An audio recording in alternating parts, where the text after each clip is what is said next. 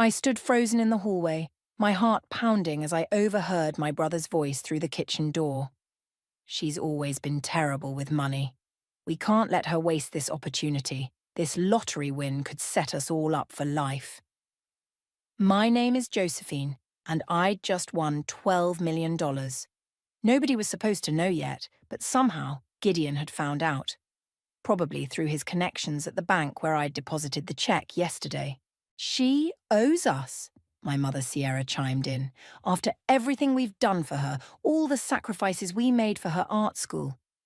I pressed my back against the wall, willing myself to keep breathing. The irony wasn't lost on me. They'd fought against my attending art school every step of the way. Gideon's business degree had been the priority, draining the college fund our grandparents had left for both of us. "We need to approach this carefully," my father Gerald said. "You know how sensitive she can be. Remember the tantrum she threw when we sold her paintings to pay for Gideon's startup?" My fingers curled into fists. Those paintings had been my first gallery collection. I'd come home to find my studio empty, a check on the table. "For your own good," the note had read. "Time to grow up." "I'll talk to her," Gideon said confidently. "She always listens to me." I almost laughed. The golden child, the chosen one, so certain of his power over his little sister. The same sister who'd spent years living in his shadow, watching him take and take while I was expected to give and give. My phone buzzed, a text from Anne. "Did you tell them yet?" "They found out," I typed back. "Plotting in the kitchen right now." 3 dots appeared immediately. "Remember the plan. Stay strong, you've got this." I straightened my spine and pushed open the kitchen door. The conversation died instantly. 3 pairs of eyes turned to me, faces arranged in careful smiles. "Joey!" Gideon stepped forward, arms open. "We were just talking about you." I heard. I moved past his attempted embrace to pour myself coffee. Interesting conversation. The silence was delicious. I turned to face them, leaning against the counter. Mother's fingers twisted her pearl necklace, her tell when she's nervous. Father suddenly found his newspaper fascinating. Only Gideon maintained eye contact, that familiar calculating look in his eyes. "Look, sis," he started, using his boardroom voice. "We should discuss this as a family. 12 million is a lot of responsibility. Like the responsibility you took with my gallery earnings." I sipped my coffee. "Or my college fund." "That's ancient history," Mother cut in. "We did what was best for the family. Gideon's business. Failed spectacularly," I finished. "Just like the 3 ventures after that. How much of my money went into those again?" Father slammed his paper down. "Now see here, young lady." "No, you see here." My voice was steady, surprising even me. "My lottery ticket, my money, my decision.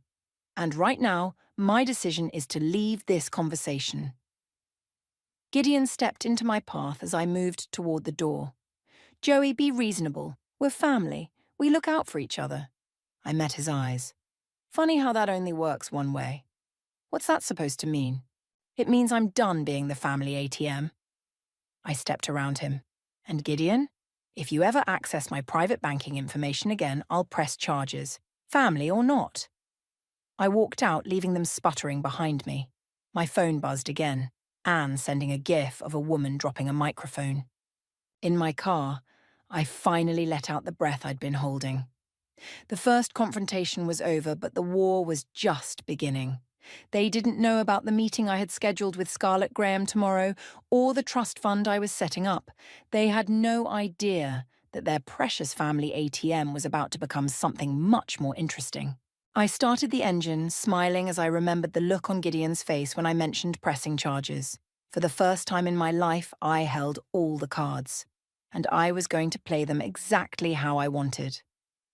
"Time to grow up," they'd told me years ago. Well, I had grown up, just not in the way they'd expected. I pulled out my phone and called Reagan. "Hey, cousin, still want to help me shake up the family tree?" Her laugh crackled through the speaker. "Honey, I've been waiting years for this. When do we start?" "Right now," I said, pulling out of the driveway. "Meet me at Anne's. We've got some planning to do." Anne's apartment was our sanctuary, the one place my family would never think to look for me. Reagan sprawled on the couch while Anne poured wine, her cat watching us from the windowsill. So they actually tried to ambush you in the kitchen. Anne handed me a glass. That's next level even for them. You should have seen Gideon's face when I threatened legal action. I took a long sip. Pretty sure that's the first time anyone's ever stood up to him, Reagan snorted. About time. Remember when he convinced Uncle Gerald to invest my inheritance in that ridiculous crypto scheme? God, that was awful, I said. Did he ever pay you back? Please. He said the market crash wasn't his fault and that family supports family through tough times. Reagan made air quotes with her fingers. Meanwhile, he bought that Tesla the next month. My phone buzzed. Another text from Mother. Family dinner tonight. Non-negotiable. Your father insists.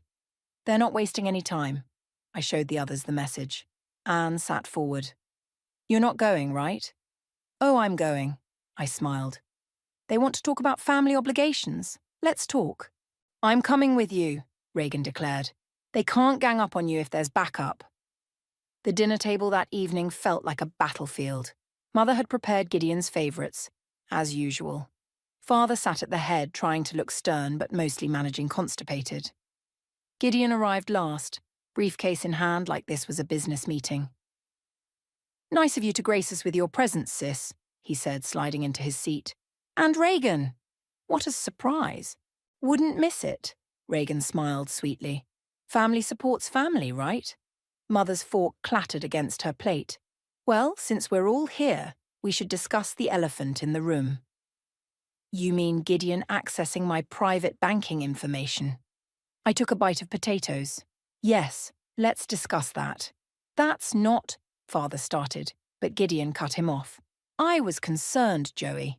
You've never handled large sums well?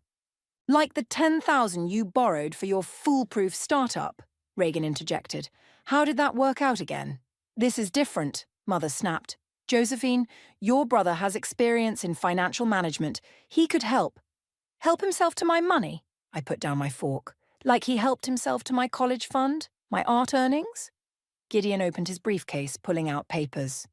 I've drawn up a proposal for family investment opportunities. No.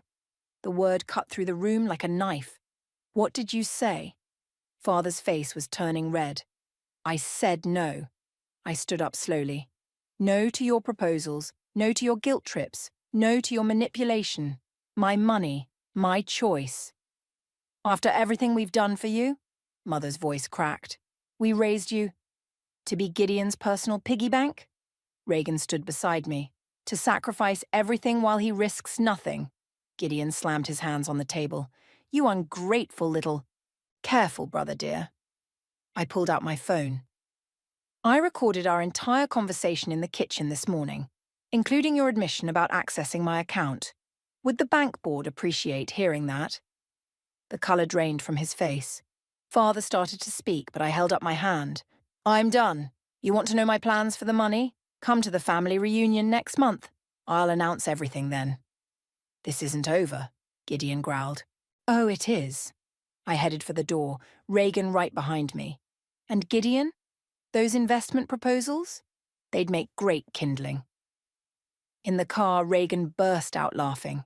Did you see their faces? Priceless. I wasn't bluffing about the recording. I pulled it up on my phone. Anne's idea. Said we might need insurance. Smart girl, Reagan squeezed my shoulder. You know they'll make the reunion hell, right? Let them try. I started the engine.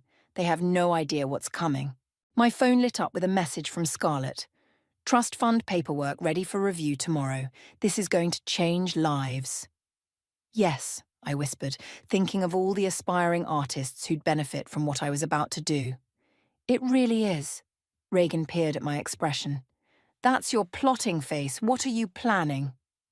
Justice, I said, pulling away from my parents' house, but not the kind they're expecting.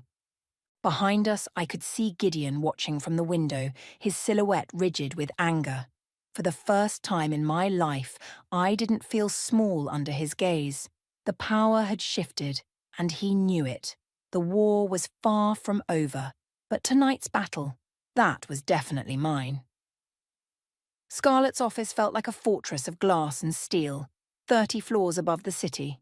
She spread the trust fund documents across her desk while Reagan paced behind my chair. So, to be clear, Scarlett adjusted her glasses, you want to establish a foundation supporting female artists who've faced financial barriers to their education. Poetic, isn't it? Reagan stopped pacing. Using the money they tried to take to help others, they would have dismissed. The annual grants will cover tuition, supplies, and living expenses, I explained. Plus mentorship opportunities through established galleries. Scarlett smiled. Like the opportunities you were denied. A memory flashed. Standing in my empty studio, tears streaming down my face as Mother explained how they'd sold everything to fund Gideon's latest venture. It's for the best, dear. Art won't pay the bills. My phone buzzed. Gideon again. Third call today. He's getting desperate, Reagan noted. Want to hear what he told me this morning? Do I? He suggested I talk some sense into you. Said there might be a finder's fee if I could convince you to invest in his new tech startup. Scarlett raised an eyebrow. Your brother sounds charming. That's not even the worst, Reagan's phone chimed. Her face darkened as she read the message. Joey, we have a problem. She handed me her phone. It was a family group chat I wasn't part of. Gideon had sent a long message about his concerns for my mental health, suggesting my lottery win had made me unstable and paranoid. Classic gaslighting, Scarlett said, reading over my shoulder. He's trying to discredit you before you can announce your plans. It gets better, Reagan scrolled down. He's convinced Mom and Dad to stage an intervention at Sunday brunch. I laughed, but it came out hollow. Let me guess. They'll try to convince me to sign over control of the money for my own good. We need to move faster, Scarlett gathered the papers. I can have everything legally locked in by Friday. Once the trust is established, they can't touch it. My phone lit up with a text from Anne. SOS. Your mum just left my place. She was asking weird questions about your state of mind lately. Watch your back. They're building a case, Reagan said quietly, trying to prove you're not competent to manage the money. They won't succeed, Scarlett's voice was steel. We have documentation of your brother's financial misconduct, witness statements about the art studio incident, and proof of his unauthorized access to your accounts. But that's not enough, is it? I stood up, moving to the window. They'll keep coming until they get what they want. Unless, Reagan's eyes lit up, unless we give them exactly what they don't want. Publicity. What do you mean? The family reunion. Don't just announce the trust fund. Make it an event. Invite the local press, arts community leaders, potential grant recipients. Make it so public they can't possibly interfere without exposing themselves. Scarlett was already typing on her laptop. I have media contacts. We could frame it as a heartwarming story about giving back to the community. The press loves that angle. My phone buzzed again. Father this time. Your mother is very upset. This behavior needs to stop. Think about what you're doing to the family. The family? I showed them the message. They want to talk about family. Let's give them something to talk about. I'll start the press releases, Scarlett said. Reagan, can you compile a list of potential grant recipients? Real stories will make this more impactful. On it, Reagan paused. What about Sunday's ambush? Oh, I'll be there. I smiled, feeling stronger than I had in years. But they're in for a surprise. Anne's coming too, with her lawyer friend who specializes in financial abuse cases. They won't know what hit them, Reagan grinned. As we left Scarlett's office, another memory surfaced. Gideon at my first art show, smirking as he told my potential buyers that my work was just a hobby. The way he'd smiled when they walked away. But this time, the memory didn't hurt. This time, it fueled me. Ready for Sunday? Reagan asked as we reached our cars. More than ready. I checked my phone. 7 missed calls from Gideon now. Time to show them what their unstable sister can really do. They have no idea, Reagan laughed. No idea at all. We parted ways, but not before she hugged me tight. You're not alone this time, Joey, remember that. Driving home, I felt lighter somehow. They thought they could break me, discredit me, control me. But they'd forgotten something important. Sometimes the people you underestimate the most are the ones you should fear the most. Sunday couldn't come fast enough. Sunday brunch looked like a war council. Mother had arranged her finest china, as if expensive plates could soften what was coming. Anne sat beside me, her lawyer friend Maria, on my other side. Gideon's face soured when he saw them. "This is a family matter," he said sharply. "Then it's good I brought my chosen family." I smiled, pouring coffee. "Shall we begin?" Father cleared his throat. "Josephine, we're worried about you. These past few weeks, your behavior—" "My behavior?" I set down my cup. "Let's talk about behaviors, like unauthorized banking access? Or selling someone's art without permission?" "That's exactly what we mean," Mother jumped in. "You've become so hostile. Ever since the lottery." "I have documentation," Maria spoke up, opening her briefcase, "of multiple instances of financial exploitation. Would you like to review them?" Gideon's face reddened. "Who do you think you are?" "Maria Rodriguez, financial abuse specialist. And you must be Gideon, the brother who accessed private banking records illegally." The room temperature seemed to drop 10 degrees. "We're trying to help you," Mother's voice quivered. "You're not thinking clearly."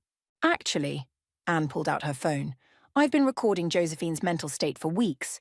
As her closest friend, I can testify she's never been more clear-headed." "This is ridiculous," Gideon stood up. "Joey, if you don't stop this nonsense—" "You'll what?" I met his gaze. "Sell my belongings again? Drain my accounts? Sorry, brother, but those days are over." Father slammed his hand on the table. "Enough! We're your family. We know what's best." "Like you knew what was best when you let Gideon take my college fund." I pulled out a folder. "I have the bank statements, Dad. Every withdrawal, every transfer to his failed businesses." "Those were investments in the family's future," Gideon protested. "No," Maria interjected. "Those were unauthorized appropriations of designated educational funds. Would you like to discuss the legal implications?" Mother started crying, her favorite tactic when losing control. "How can you do this to us after everything you've done for me?" I laughed. "Let's make a list. Shall we start with the art studio incident?" Anne pulled up photos on her phone. "I documented the empty studio that day. Current market value of the sold pieces would be around $100,000. "You're twisting everything," Gideon snarled. "This isn't you, Joey. You need help." "The only thing I need," I stood up slowly, "is for you all to listen carefully. The money is mine. It's already been legally allocated. And if you try to interfere, if you spread one more rumor about my mental state, these documents go public." "You wouldn't dare," Father's face paled. "Think of the family name." "Think of your reputation," I countered. "Local businessman exploits sister's art career, attempts financial manipulation after lottery win." Imagine those headlines. "You're bluffing," Gideon said, but his voice wavered. Maria pulled out more papers. "Would you like to see the press release drafts?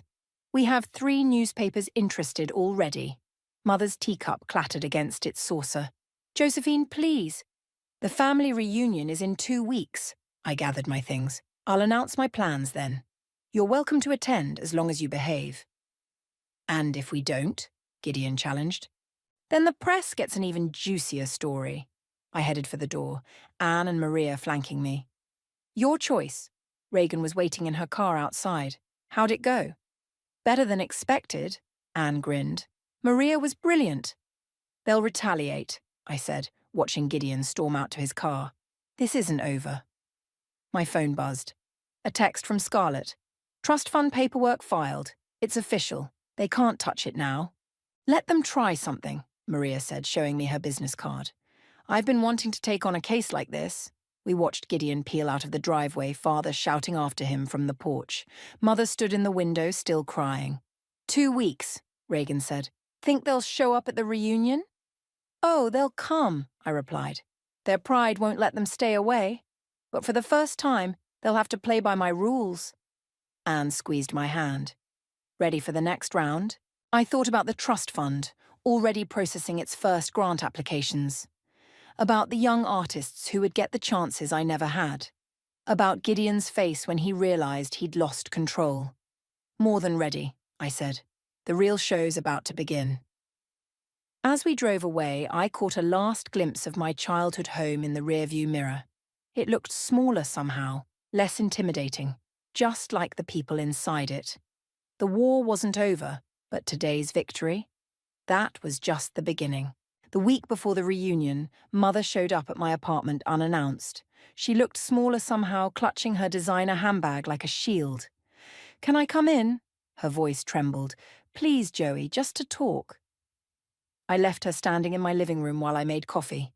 Through the kitchen doorway, I watched her examine my newest paintings, scenes of broken piggy banks and empty frames. "These are different," she said carefully. "They're selling well." I handed her a mug. "My gallery show next month is already sold out."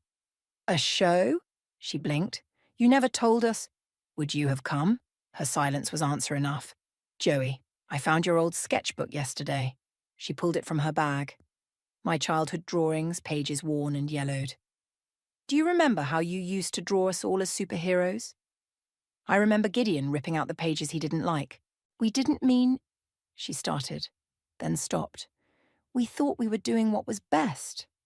"Best for who, Mom?" Before she could answer, my phone buzzed. A message from Scarlett. "First grant recipient selected. 19-year-old artist. Parents sold her equipment to pay for brother's college." Sound familiar? "Is that about the trust fund?" Mother tried to peek at my screen. "Gideon says you're wasting the money on strangers instead of family." "Of course he does." I put my phone away. "Tell me something, Mom. Why did you really come here?" She set down her untouched coffee. "Your father is worried about the reunion. About what you might say." "The truth, you mean?" "There are things you don't understand," she pleaded. "Your brother, he's under so much pressure." And I wasn't. I walked to my paintings. When you sold my first collection? When you told me art was a waste of time? When you watched Gideon take everything I'd worked for? "He's your brother. And I'm your daughter." The words exploded out of me. "Did you ever think about that? Did you ever once put me first?" The doorbell rang. Anne, right on schedule. We'd planned this, knowing Mother would try one last manipulation. "Mrs. Collins." Anne nodded coolly as she entered. "Perfect timing. Joey, the reporter, is ready for your interview about the trust fund." Mother's face went pale. "Reporter?" "For the arts section," I said. "They're very interested in how family experiences shaped my decision to help other artists." "You can't," she stood up. "Joey, please, think about what this will do to us." "Like you thought about what selling my art would do to me." "That was different. We needed the money for Gideon," Anne finished. "It's always been for Gideon, hasn't it?" Mother grabbed my arm. "He's your brother. Family stands together." I gently removed her hand. "No, Mom. Family stands up for each other. There's a difference." "The reporter's waiting," Anne reminded me. "You can't do this interview," Mother's voice cracked. "I forbid it." I laughed. Actually laughed. "I'm not that little girl anymore, Mom. You can't forbid me from anything." "Then you leave us no choice." She straightened her spine. "Your father has already spoken to his lawyers. If you persist with this publicity stunt—" "Let me stop you there." I pulled out my phone, showing her the recording app. "Want to finish that threat on record?"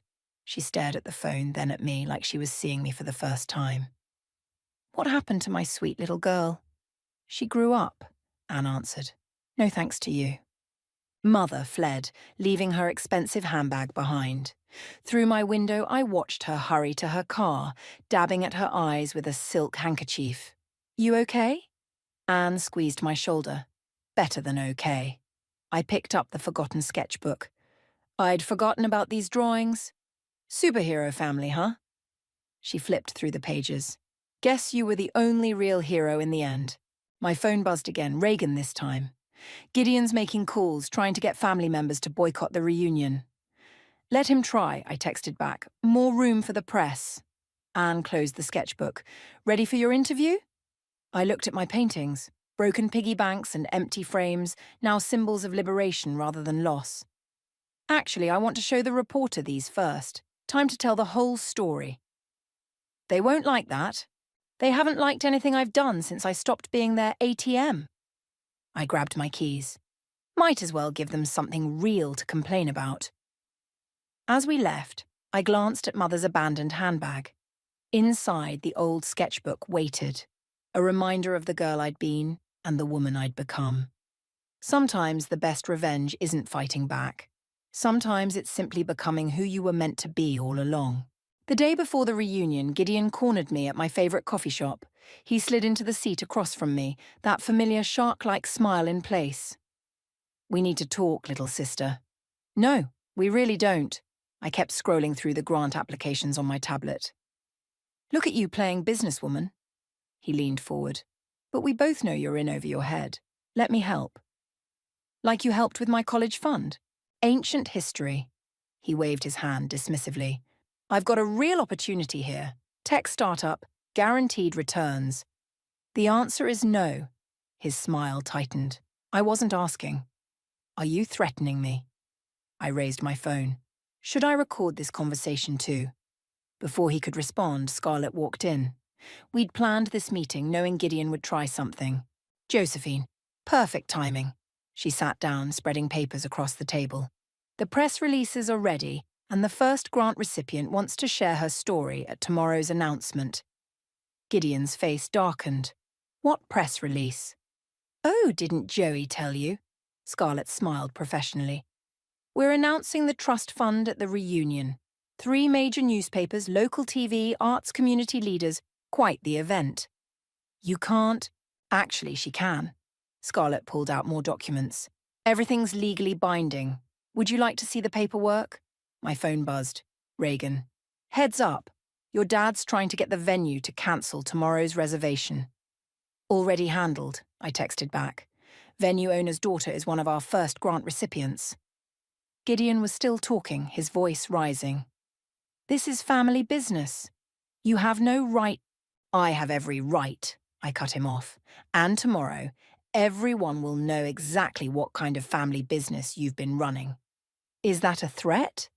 "No, it's a promise." I gathered my things. "See you tomorrow, brother dear.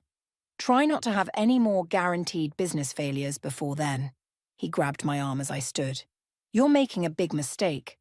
"The only mistake," Scarlett said sharply, "would be leaving marks before your sister's TV interview tomorrow." He released me like I'd burned him. As we walked out, I could feel his glare burning holes in my back. Outside, my phone rang. Anne. "Your mum's here at my place, crying about family loyalty and tradition." "Let me guess. She wants you to talk me out of tomorrow?" "Bingo. She brought photo albums, Joey."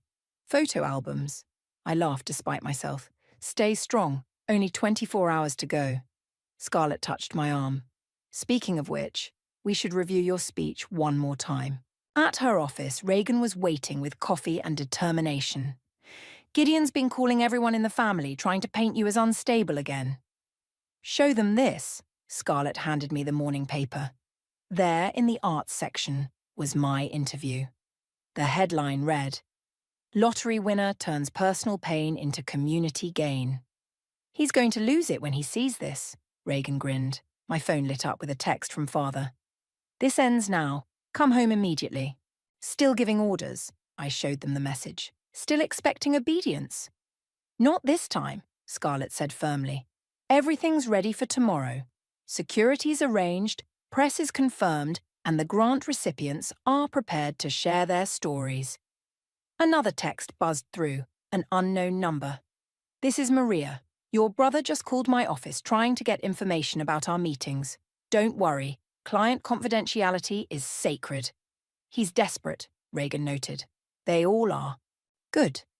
I stood by the window, watching the city below. Let them feel what I felt all those years. Scarlett's printer hummed, spitting out tomorrow's program. The trust fund's name stood out in bold letters. The Phoenix Foundation, rising from the ashes of art suppression. Perfect timing, Reagan picked up the program. Nothing like a little symbolism to drive the point home. My phone buzzed one final time. Gideon again. "Last chance, Joey. Don't make me do something we'll both regret." Save that one, Scarlett advised. Threats make excellent press fodder. Outside, the sun was setting on the last day of my family's control over my life. Tomorrow would bring either reconciliation or complete severance. Either way, I'd be free. Ready for tomorrow? Reagan asked softly. I thought about Mother with her photo albums, Father with his orders, and Gideon with his threats. Then I thought about the young artists who would benefit from the trust fund, who would never have to feel what I felt. More than ready, I replied. Time to show them what rising from the ashes really looks like. The war was almost over. Tomorrow would decide the victor once and for all. The family reunion venue buzzed with tension. Camera crews set up in the corners while reporters mingled with guests. Gideon stood with our parents near the entrance, his face stormy as he watched more press arrive. Ready? Anne squeezed my hand. Born ready. I adjusted my microphone. Scarlett had insisted on professional sound for the announcement. The first grant recipient, Sarah, approached me nervously. Are you sure about this? Your brother looks angry. Let him be angry. I smiled at the young artist. Today isn't about him, Reagan rushed over. Heads up, Gideon's trying to convince the cameramen to pack up, offering them money to leave. Too late for that, Scarlett appeared, tablet in hand. We're live streaming too. 3,000 viewers already waiting. Mother intercepted me as I walked toward the podium. Please, Joey, think about what you're doing to this family. I am thinking about family, Mom, just not the way you want me to. If you do this, she grabbed my arm. You'll what? I kept my voice steady. Sell my art, take my money, control my life. Those days are over. Father appeared behind her. Young lady, you will not. Actually, I will. I gestured to the reporters, and everyone's about to hear exactly why. The microphone crackled as I took the stage. Faces turned toward me. Family members, press, art community leaders. Gideon stood at the back, phone to his ear, probably trying one last desperate move to stop this. Thank you all for coming, I began. Today isn't just about announcing a trust fund. It's about breaking cycles of control and creating new opportunities. Camera flashes popped as I continued. The Phoenix Foundation will provide grants to artists whose families have suppressed their dreams. Artists like Sarah, who's here today to share her story. Sarah stepped forward, her voice shaking but strong. My parents sold my equipment to pay for my brother's business degree. They said art wouldn't pay the bills. Enough! Gideon stormed toward the stage. This is ridiculous. Is it? I held up my old sketchbook. As ridiculous as selling your sister's entire art collection without permission, as ridiculous as taking her college fund for your failed startups, the crowd murmured. Reporters' pens scratched frantically. You're twisting everything, he snarled. I did what was best for who? Reagan stood up. For Joey? Or for yourself? Mother started crying, right on cue. Please stop this. No, Mom. For once, you're going to listen. I opened the sketchbook. See these drawings? The ones Gideon ripped out? Each one represents a dream you tried to kill. But here's the thing about dreams. Sometimes they rise from the ashes stronger than ever. Sarah joined me on stage, along with 2 other grant recipients. The Phoenix Foundation isn't just about money, she announced. It's about recognition, support, and breaking free from those who try to clip our wings. This is your last warning, Gideon threatened, but his voice cracked. No, I met his eyes. This is yours. The foundation launches today. The first round of grants has already been awarded. And your control over my life? That ends right now. Cameras swiveled to capture Gideon's face as he realized, truly realized, that he'd lost. But family, Mother whispered. Yes, Mom. Family. I gestured to Anne, Reagan, and Scarlett. The family that supports you, believes in you, helps you rise instead of holding you down, that's the family I choose.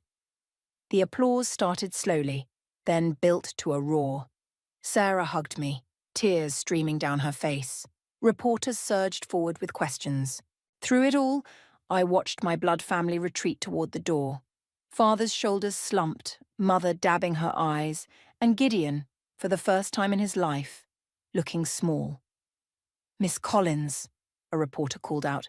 "What inspired the foundation's name?" I looked at my paintings displayed around the room, broken piggy banks transformed into soaring phoenixes. "Sometimes," I said, "you have to burn everything down to build something better." The live stream counter hit 10,000 viewers as I announced the full details of the grants. Each recipient shared their story, each one echoing my own journey from suppression to freedom. After the cameras stopped rolling, Anne hugged me tight. "You did it." "We did it," I corrected, watching Sarah excitedly discuss her art with a gallery owner. Reagan appeared with her phone. "Twitter's blowing up. Your story's trending." "Good," Scarlett smiled. "The more attention, the more artists we can help." Through the window, I saw my blood family getting into their cars. They looked defeated, diminished. But for the first time, seeing them walk away didn't hurt. Sometimes the best revenge isn't about destroying your oppressors. Sometimes it's about creating something so beautiful from the ashes of their control that they're forced to watch you soar. And soar I would. The gallery buzzed with excitement as Sarah unveiled her first major collection. Through the crowd, I spotted a familiar figure lingering near the entrance, Mother clutching her purse like always. "Want me to ask her to leave?" Anne appeared at my side. "No?" I watched Mother drift toward one of Sarah's paintings. Let her see what she tried to prevent. The piece Mother studied was striking, a young girl releasing butterflies from a shattered cage. The plaque beneath it read, "First Grant Recipient, Phoenix Foundation." "It's beautiful," Mother whispered as I approached. "Like your early work." "The work you sold?" She flinched. "Joey, Save it." I nodded towards Sarah, who was beaming as she spoke with art critics. "Watch her instead. Watch what happens when someone believes in an artist." "Gideon filed for bankruptcy," she said suddenly. "His last venture? It didn't work out." "I know. Reagan told me he tried to contact the foundation for a grant. And we don't fund failed tech startups." Mother's laugh surprised us both, short but genuine. "You've changed." "No, Mom. I've become who I always was. You just never saw me." Scarlett waved from across the room, gesturing to the reporters gathering for Sarah's interview. The Phoenix Foundation had funded 10 artists now, each success story building our reputation. "Your father misses you," Mother tried again. "Does he miss me? Or the money he thought I'd give him?" Before she could answer, Sarah bounded over. "Joey, the Times critic wants—" "Oh." She stopped short, recognizing Mother from the reunion photos. "Sarah, this is my mother. Mom, meet our first success story." Sarah straightened her spine. "Your daughter changed my life, Mrs. Collins. She showed me that family isn't about control, it's about lifting each other up." Mother's eyes glistened. "She always was stubborn about helping others." "No," I corrected. "I was stubborn about surviving you and Gideon. Helping others? That's just basic humanity." Reagan appeared with her tablet. "Sorry to interrupt, but you need to see this." She showed us a social media post from Gideon. "Family is about forgiveness, ready to admit my mistakes. A Phoenix Foundation? Can we talk?" "Interesting timing," Anne noted, joining us. "Right when his last startup tanks." "He means it," Mother insisted. "He's changed. Like he changed after the college fund? Or after selling my art?" I handed the tablet back to Reagan. "Actions speak louder than tweets." The gallery director called for attention. Time for Sarah's speech. As the crowd gathered, Mother caught my arm. "What do you want from us, Joey? What will it take?" I watched Sarah take the podium, confident and radiant. "Nothing, Mom. I don't want anything from you anymore. That's the whole point." "But we're family." "Yes, you are." I gestured around the gallery. "And this is my legacy. Not Gideon's failed ventures or your controlling love. This, art, surviving, thriving, breaking free." Sarah's voice filled the space. "The Phoenix Foundation taught me that our art isn't just a hobby. Our dreams aren't negotiable. Our voices matter." Mother dabbed her eyes. "You really don't need us anymore, do you?" I never needed you to control me. I needed you to believe in me. There's a difference. The crowd applauded as Sarah finished. She'd sold every piece in her collection, a success by any measure. As photographers captured the moment, I saw Mother slip quietly toward the exit. "Mom!" I called after her. She turned. "Tell Gideon that the foundation runs workshops on financial responsibility. He might learn something." A ghost of a smile crossed her face. "You really are extraordinary, Joey. I'm sorry I never saw it before." After she left, Anne hugged me. "You okay?" Better than okay. I watched Sarah sign her first major sale. This is what winning feels like. Reagan checked her phone. Gideon deleted his tweet. Of course he did. I smiled. Some people never change. But some people do. Scarlett joined us, champagne in hand. The foundation just received 3 new corporate sponsorships after Sarah's story broke. Around us, the gallery hummed with possibility. Artists and critics mingled, dreams took flight, and somewhere in the city, my family was finally facing the truth. They hadn't broken me. They'd forged me. To the Phoenix Foundation, Anne raised her glass. "No," I corrected, watching Sarah hug her parents who'd learned to believe in her, to rising from the ashes, all of us together. The evening light painted shadows like wings on the gallery walls. Outside, Mother's car pulled away, carrying the last remnants of my old life with it. But inside was all future, all possibility, all freedom. Sometimes the best endings aren't about forgiveness or reconciliation. Sometimes they're about standing in your truth and letting others figure out how to deal with it. I'd finally learned to soar. Whether my family chose to watch or look away, that was their journey now, not mine.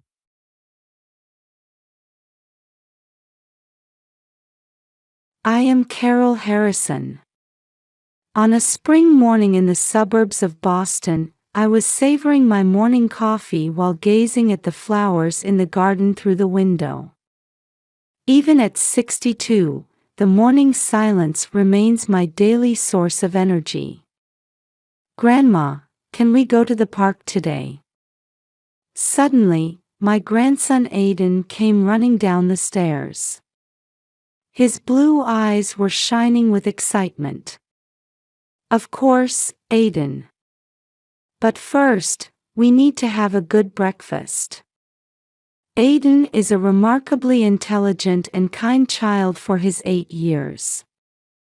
Like my son Mark and his wife Sarah, he has a strong intellectual curiosity. As I was preparing to go to the park with Aiden after breakfast, I heard the front door open. "Hey, Mark. About Aiden's cram school." "Sarah, enough about that. Now is not the time." I could hear Mark and Sarah's voices. They've been going through divorce proceedings recently and are in fierce conflict over Aiden's custody. My heart aches, but I must maintain composure in front of Aiden. "Good morning, you two," I called out cheerfully. "Oh, good morning, Mom," Sarah hurriedly put on a smile. "Mom, thanks for looking after Aiden today," Mark said with a tired expression.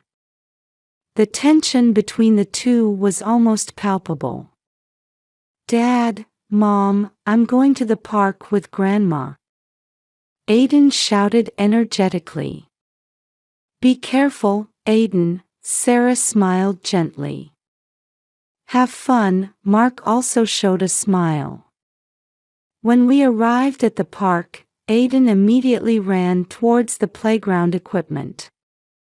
The spring sunlight made his blonde hair shine. "Aiden, don't go too far," I called out as I sat on a bench. "Okay, I got it." He turned back and waved. I opened the book I had brought and enjoyed reading while occasionally checking on Aiden. The laughter of other children echoed around us. It was a peaceful Saturday afternoon. "Grandma, can you push me on the swing? Aiden came running over. Of course, dear. We played on the swing and then built a castle in the sandbox. We were having so much fun that we lost track of time. I'm a bit thirsty. I'll go buy some juice, so wait here, okay? Okay, got it. While I was heading to the vending machine, Aiden continued playing in the sandbox. It was only a matter of minutes. When I returned, Aiden was no longer in the sandbox. Aiden? Aiden, where are you? I looked around, but he was nowhere to be seen. My heart started racing. Aiden. I desperately searched the entire park. Other parents helped too, but Aiden couldn't be found. Fear enveloped me. With trembling hands, I took out my cell phone and called Mark. Mark, Aiden. I can't find Aiden anywhere. At that moment, my world began to crumble.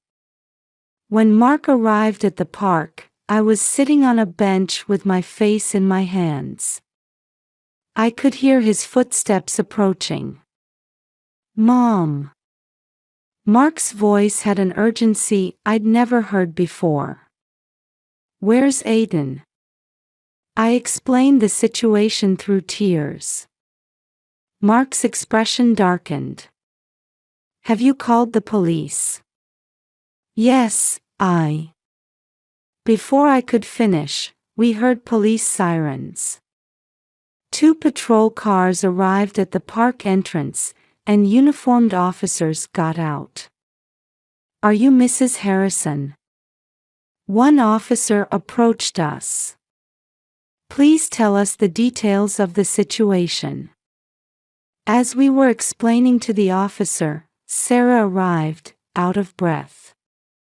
Aiden. Where's Aiden? Her voice was trembling. Mark briefly explained the situation to her. Sarah glanced at me with what seemed like an accusing look for a moment. But that expression quickly vanished, replaced by one of determination. Let's search. He must be nearby. The police moved swiftly. They searched the park, questioned nearby residents, and checked security cameras. We also split up, calling Aiden's name while searching the entire park. As time passed, the sun began to set. Fatigue was evident on Mark's face, but he continued the search without rest. Sarah, who had been desperately searching at first, gradually began to slow down. Sarah, are you all right? When I called out to her, she turned around, looking slightly startled. Huh? Oh, yes, just a bit tired. At that moment, I noticed a strange light in her eyes. But there was no time to dwell on it. As night fell, the police set up a search headquarters. We answered questions and provided photos of Aiden. One of the investigators approached us. Mr. and Mrs. Harrison, is there anyone who might hold a grudge against your child? Mark shook his head. No, Aiden is loved by everyone. I understand you're going through divorce proceedings. In relation to that, Sarah suddenly interrupted. Are you suspecting us? The officer maintained his composure as he replied, we need to consider all possibilities. That night, none of us could sleep. Feelings of guilt continued to torment me. I had only taken my eyes off him for a moment. The next day, the search expanded to a wider area. Volunteers joined in, and the town was flooded with Aiden's photos.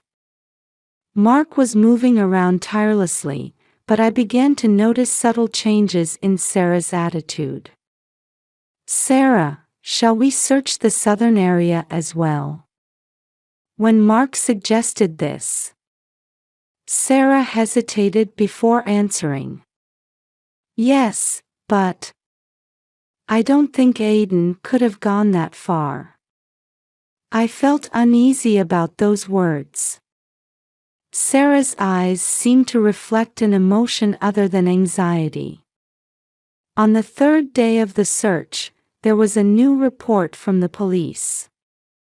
"We found footage of a suspicious car on a security camera near the park. We're currently tracking that vehicle." This news gave us a glimmer of hope. However, Sarah's reaction was strange. For a moment, she seemed to turn pale. "Sarah, are you okay?" Mark asked worriedly. "Yes, I'm just tired." I silently stared at Sarah. A thought began to grow in my mind that she might be hiding something. 5 years have passed since Aiden disappeared. Time has mercilessly moved on, seasons have changed, and our lives have slowly but surely transformed. Every year on Aiden's birthday, we gather as a family and offer a silent prayer around his photo. This year, he would have turned 13. As I gazed at the photo of his innocent smile on the table, I let out a deep sigh. "Mom, would you like another cup of coffee?" Mark called from the kitchen. "Yes, please." Mark had immersed himself in work. Perhaps to distract himself from the grief, or to escape reality. The color of fatigue was always heavy under his eyes, and he rarely smiled anymore. "How are you doing lately, Mark?" I asked carefully. He shrugged. "Same as always. Just work, work, every day." I could sense a hint of resignation behind those words. Meanwhile, Sarah's behavior had been changing, slowly but surely. At first, I thought it was just my imagination, but I began to feel something off about her actions. One day, I noticed Sarah hurriedly trying to leave the house. "Sarah, are you going somewhere?"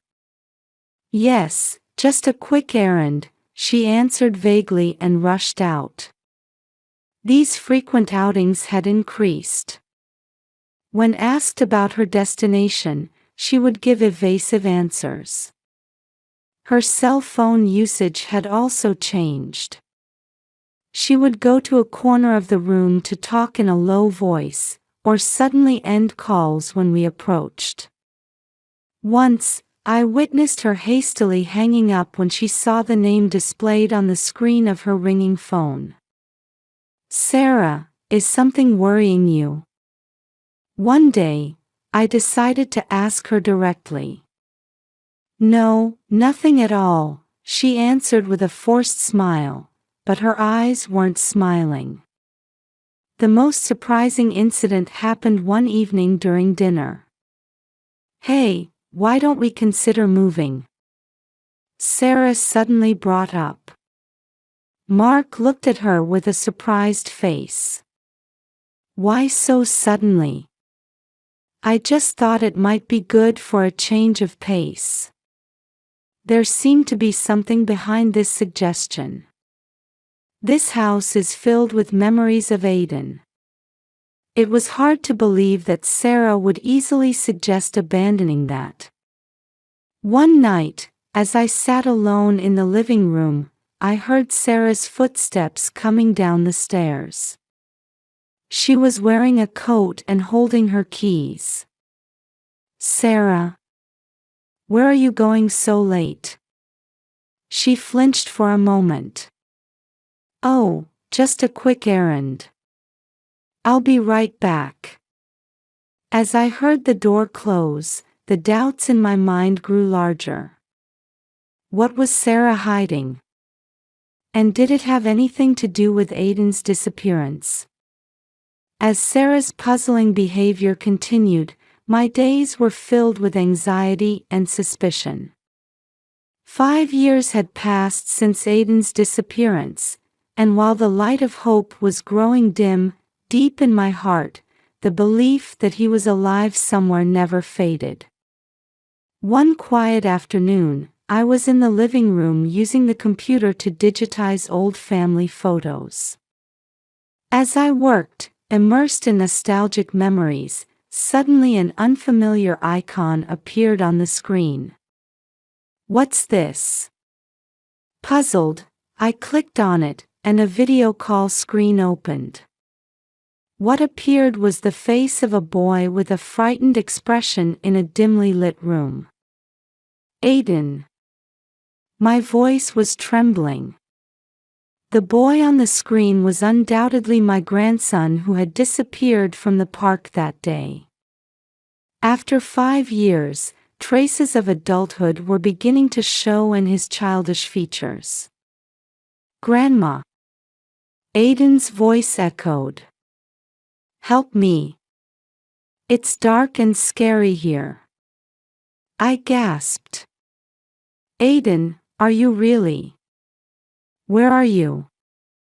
I don't know. His voice was shaking. But Mom is lying. She's the one who locked me up here. At those words, something froze inside me. Sarah had. What do you mean? Sarah. Aiden looked around cautiously before continuing in a low voice. Mom makes me do photo shoots. There are scary people here too. I'm not allowed to go outside. Suddenly, there was a sound of a door opening in the distance. The color drained from Aiden's face. Mom's back. Grandma, help me. But don't tell anyone. With that cry, Aiden hurriedly cut off the call. The screen went dark, and I sat there, dumbfounded. My head was in a whirl of confusion. Aiden was alive. However, his situation was beyond imagination. And the most shocking fact was that Sarah was involved. With trembling hands, I took out my cell phone to call Mark. But I hesitated for a moment. Aiden had said, "Don't tell anyone." But I couldn't leave things as they were. Taking a deep breath, I steeled my resolve. To save Aiden, I needed to act carefully but decisively. I had a gut feeling that this video message would be the turning point that would change everything. After receiving the shocking video message from Aiden, my heart was in turmoil. However, I knew I had to regain my composure. To save Aiden, we needed to act carefully. The next morning, I contacted John Brown, a longtime friend and retired police officer. I knew he would understand this difficult situation and give appropriate advice. "Carol, it's been a while. What's the matter?" John's voice on the phone mixed nostalgia with concern.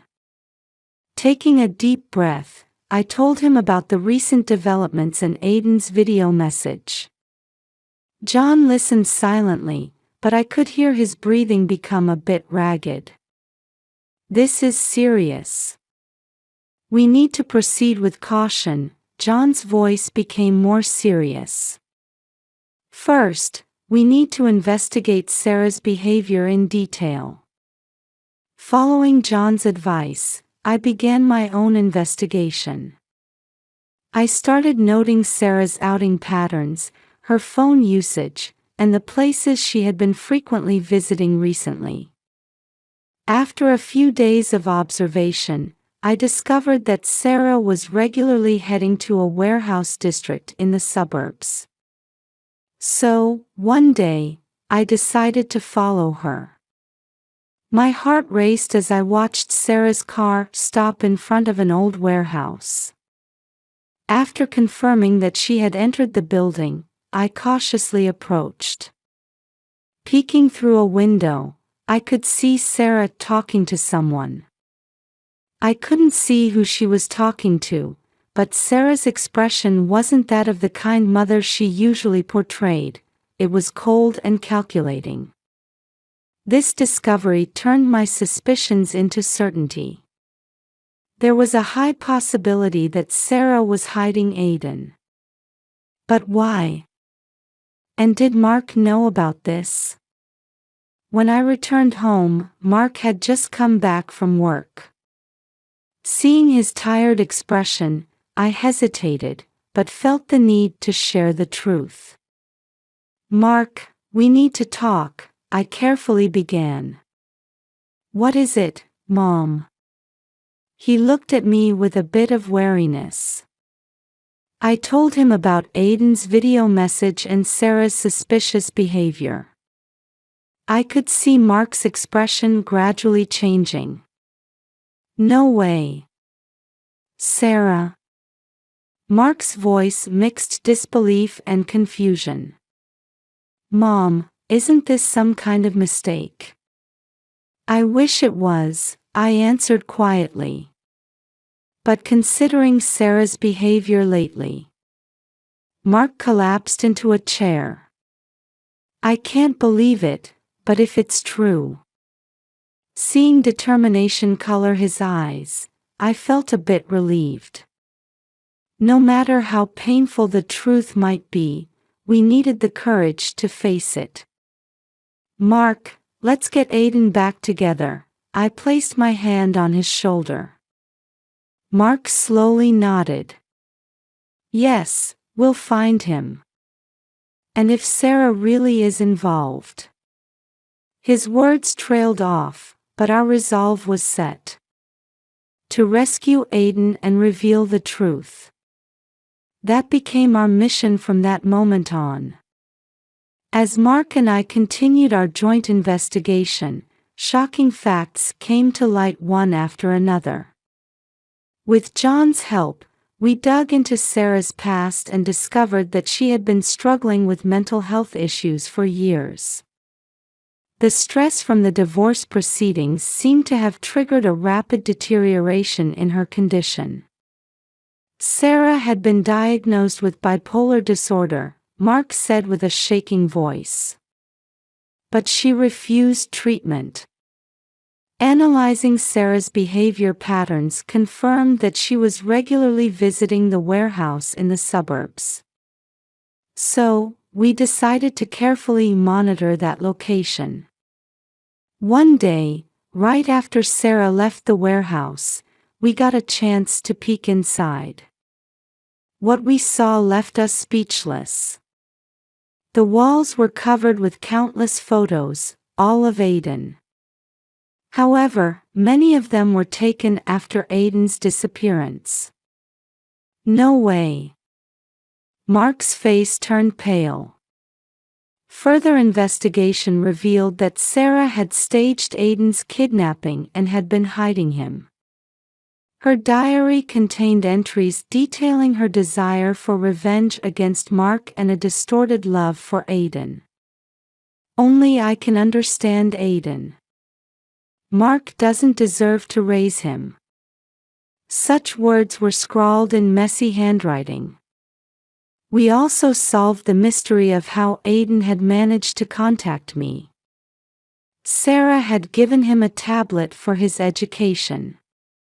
However, escaping her surveillance, Aiden had managed to send me a message asking for help.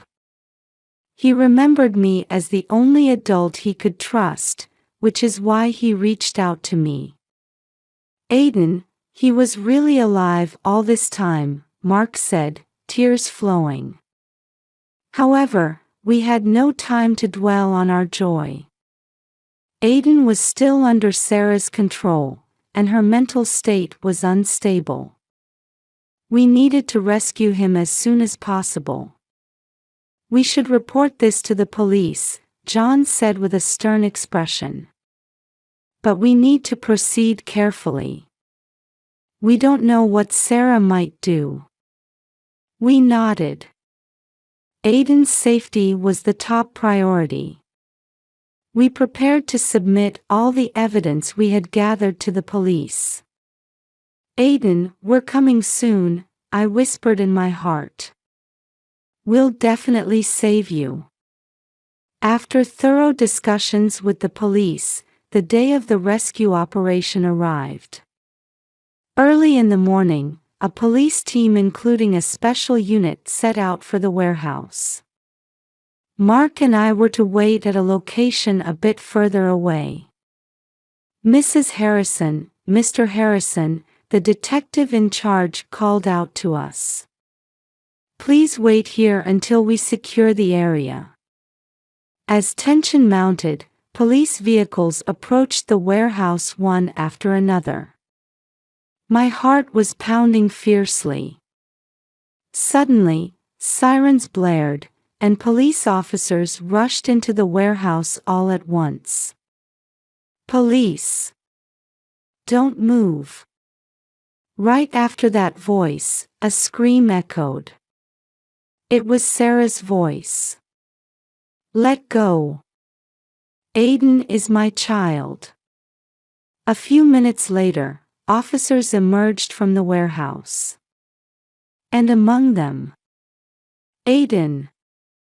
Mark cried out. Although he looked thin and his expression was filled with fear, it was undoubtedly our Aiden. He was being carried by an officer, and when he saw us, tears began to flow. "Grandma! Dad!" We ran over and embraced Aiden. After 5 years apart, we were at a loss for words. Behind us, we could see Sarah being taken away by the police. Her eyes were vacant, as if she didn't understand the reality of the situation. "Sarah will undergo a psychiatric evaluation," the detective explained. "Legal measures will be taken, considering her condition." Aiden was trembling in our arms. "Can we go home now?" "Yes, everything's all right now," I answered gently. "Let's go home." As the ambulance took Aiden to the hospital, Mark and I held his hand the whole time. It felt like we had finally seen light after passing through a long, dark tunnel. The road ahead wouldn't be easy, but we vowed to overcome it together as a family. With that promise, we prepared to begin a new chapter. Several months have passed since Aiden's rescue. Following a psychiatric evaluation, Sarah was diagnosed with severe bipolar disorder and sentenced to treatment in a psychiatric hospital rather than prison. Her motive was revealed to be a combination of revenge against Mark and a distorted maternal love that led her to want to possess Aiden exclusively. The trial revealed that Sarah had been raising Aiden as a special child and selling his images on the internet. Aiden explained how he was able to contact me. Sarah had given him a tablet for online learning, but her monitoring wasn't perfect. Aiden remembered me as the only adult he could trust and sent the message when he found an opportunity. Aiden's road to recovery after returning home was challenging. He often woke up from nightmares and was afraid of contact with others. However, Carol and Mark patiently stood by Aiden's side. With the help of professional counseling, he gradually began to regain his daily life. One day, when Aiden showed a small smile, we felt hope. The family bond, though damaged, was surely being repaired. A long journey still lies ahead, but we will overcome it together. For Aiden's future. 1 year after Aiden's rescue, we were celebrating his 14th birthday. The table was set with a homemade cake, and colorful balloons decorated the room. Aiden's eyes, while still holding shadows of past fears, now shone with hope. "Grandma, Dad, thank you," Aiden's voice mixed gratitude and strength. Sarah was under strict treatment, never to threaten us again. Aiden was bravely facing his trauma, attending counseling sessions and walking the path to recovery. And on this day, he announced a big decision to us. "I want to start volunteering for the foster care system. I want to help kids like me." At those words, Mark and I couldn't help but tear up. Aiden, who had experienced such hardship, was now trying to use that experience to help others. It was proof that he had found true healing. "Aiden, we're so proud of you," I hugged my grandson tightly. Our bond, having overcome adversity, had grown even stronger. This was the true victory. As I gazed at Aiden's smile, I thought from the bottom of my heart, our new life begins here.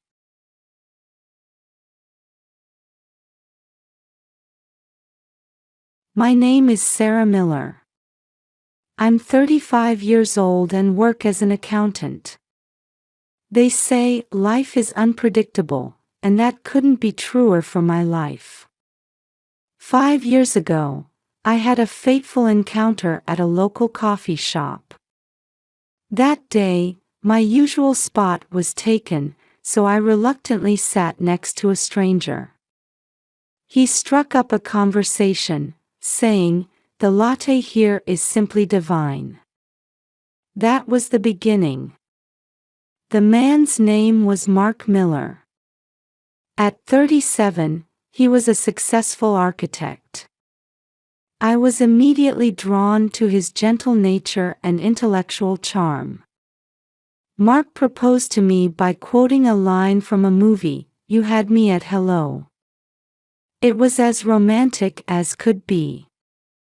Our wedding was small but heartwarming. Newlywed life was smooth sailing, with both our careers on track and happiness abounding. Then, in our second year of marriage, we received surprising news. I was pregnant. Mark and I were overcome with joy, tears streaming down our faces. "What a blessing to be given a new life," Mark said excitedly. Though there were anxieties during the pregnancy, Mark's support helped me through it all. Then came the long-awaited day of delivery. The labor pains were more intense than I'd imagined, but the moment Emily was born, it was all worth it. When I held her tiny hand, I vowed to protect her and make her happy. Emily's birth changed our lives dramatically. Nighttime feedings, diaper changes, sleepless nights. But every time we saw Emily's smile, all the fatigue just melted away. "Hey, Mark. Don't Emily's fingers look just like ours?" "They sure do. She'll grow up to be as beautiful as you, no doubt." With such conversations, we gradually shaped our new family dynamic. Emily's growth brought us new joys every day. Her first rollover, her first word, her first steps. Each moment felt like a small miracle, and we carefully recorded every precious milestone. "Sarah, you're an amazing mother," Mark would often say. Those words warmed my heart when I was exhausted.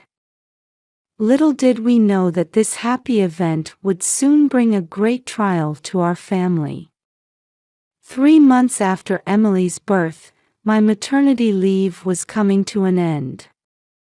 Should I return to work or dedicate myself to childcare? This decision would lead to unforeseen consequences that I couldn't have imagined at the time. I had a strong desire to return to work. I didn't want to give up my career as an accountant, and honestly, we needed my income. Mark's salary alone wouldn't cover the costs of raising Emily. But when I thought about Emily, my heart ached. Was it okay to leave a 3-month-old baby with someone else? Wouldn't she miss me?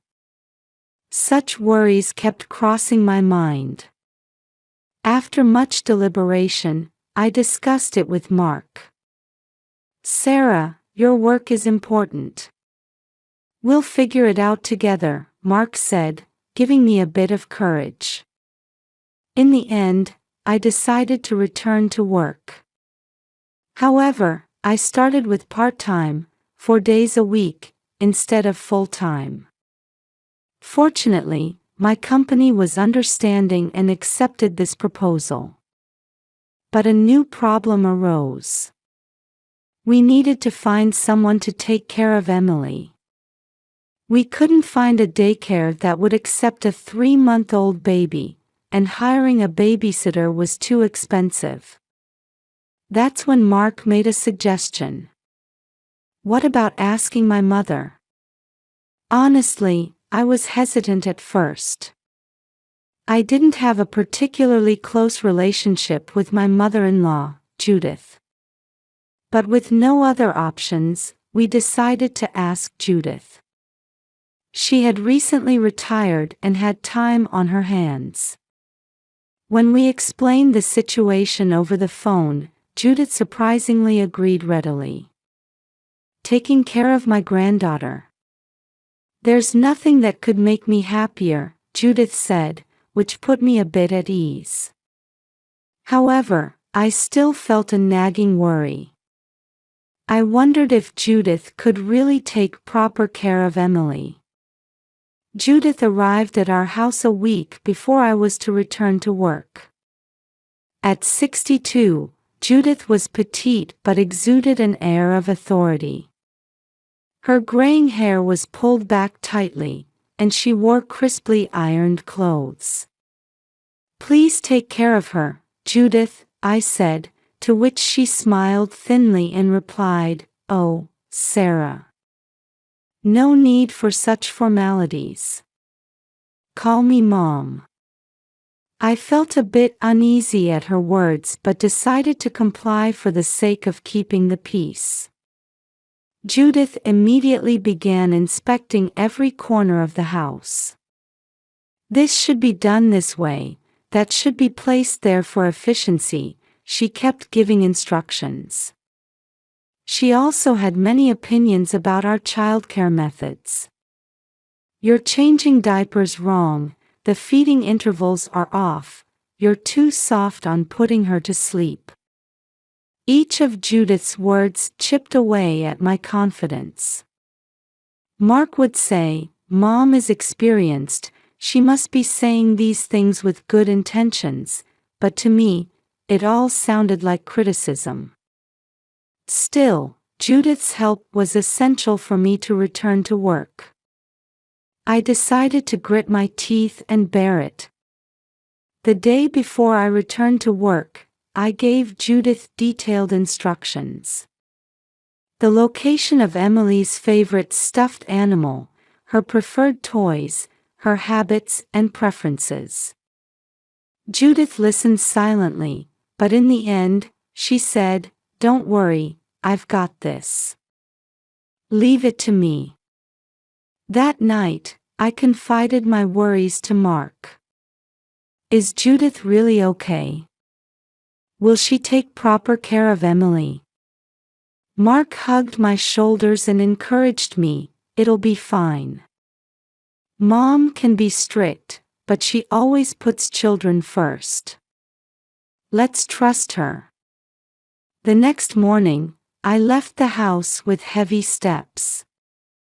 Looking back, I saw Judith holding Emily at the entrance. "Have a good day." "Don't worry," Judith said, which reassured me a little. However, I had no idea how the new days ahead would affect our family. After a few weeks of returning to work, I was beginning to understand more about Judith's personality and background. From conversations with Mark and Judith's casual comments, I started to see glimpses of her life story. Judith was born in the 1960s to a strict military father and a stay-at-home mother. She grew up in a rigid household environment. It was a family where suppressing emotional expression and valuing discipline were considered virtues.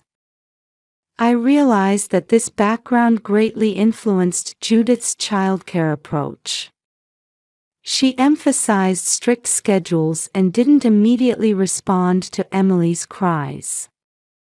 "Let her cry. You mustn't spoil her," she would say. Emily also seemed to be struggling with Judith's presence. Usually not shy around people, Emily would often burst into tears in front of Judith. After a few weeks, subtle changes began to appear in Emily's behavior. She used to smile happily when she saw my face in the morning, but recently she had become expressionless. She also cried more at night and had trouble falling asleep. Noticing these changes, I became increasingly anxious and conflicted. Is something wrong with Emily? Is there a problem with Judith's childcare methods? Such questions kept crossing my mind. Even when I consulted Mark, he would only say, "Let's trust Mom."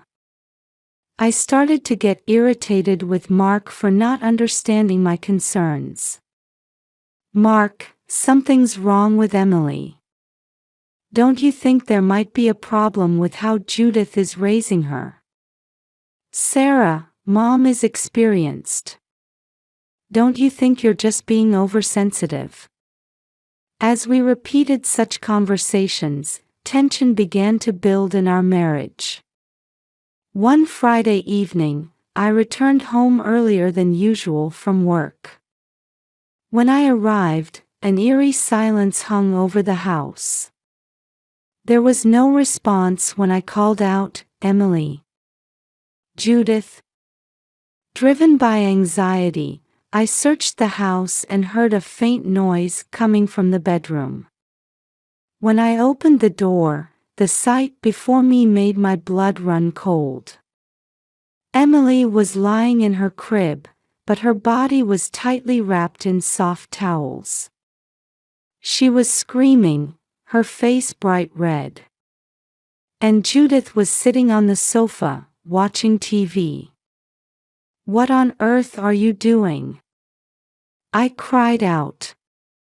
Judith, showing no sign of distress, said, "This is the most efficient way. I can rest, and Emily is safe." I immediately picked up Emily and untied the towels binding her. When I checked Emily's body, I found light bruises on her arms and legs. Probably marks from being tied up.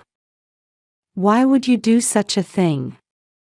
I confronted Judith, and she calmly replied, "You're too lenient. Discipline is necessary." At that moment, Emily's body suddenly stiffened, and she began to convulse. Her pupils rolled upward, and her breathing became shallow. "Emily! Emily!" I desperately called my daughter's name. But Emily didn't respond. In a panic, I dialed 911. "It's an emergency. My 3-month-old daughter is having a seizure. Her breathing. While following the operator's instructions, I continued to hold Emily tightly. When we heard the ambulance sirens, Judith was still sitting on the sofa. "You're overreacting, Sarah. This is how we raised children in my day," Judith muttered. Looking at her, I realized she truly didn't understand. The paramedics arrived and quickly put Emily on a stretcher. I got into the ambulance with her, but the fear and anxiety I felt at that moment are indescribable. Watching Emily's tiny body continue to convulse, I headed to the hospital with a prayerful heart. The hospital emergency room was in chaos. Emily was immediately taken to the treatment room, and I waited in the waiting room, trembling with anxiety. Mark arrived 30 minutes later. "Sarah, what's going on?" Mark rushed over, out of breath. I explained the situation through tears. I could see Mark's face contort with anger and fear. An hour later, the doctor came to us. "Mr. and Mrs. Miller, we need to talk," he said, and we were led to a small consultation room. "Your daughter's condition has stabilized," the doctor began. For a moment, I felt relieved, but the doctor's expression remained grave.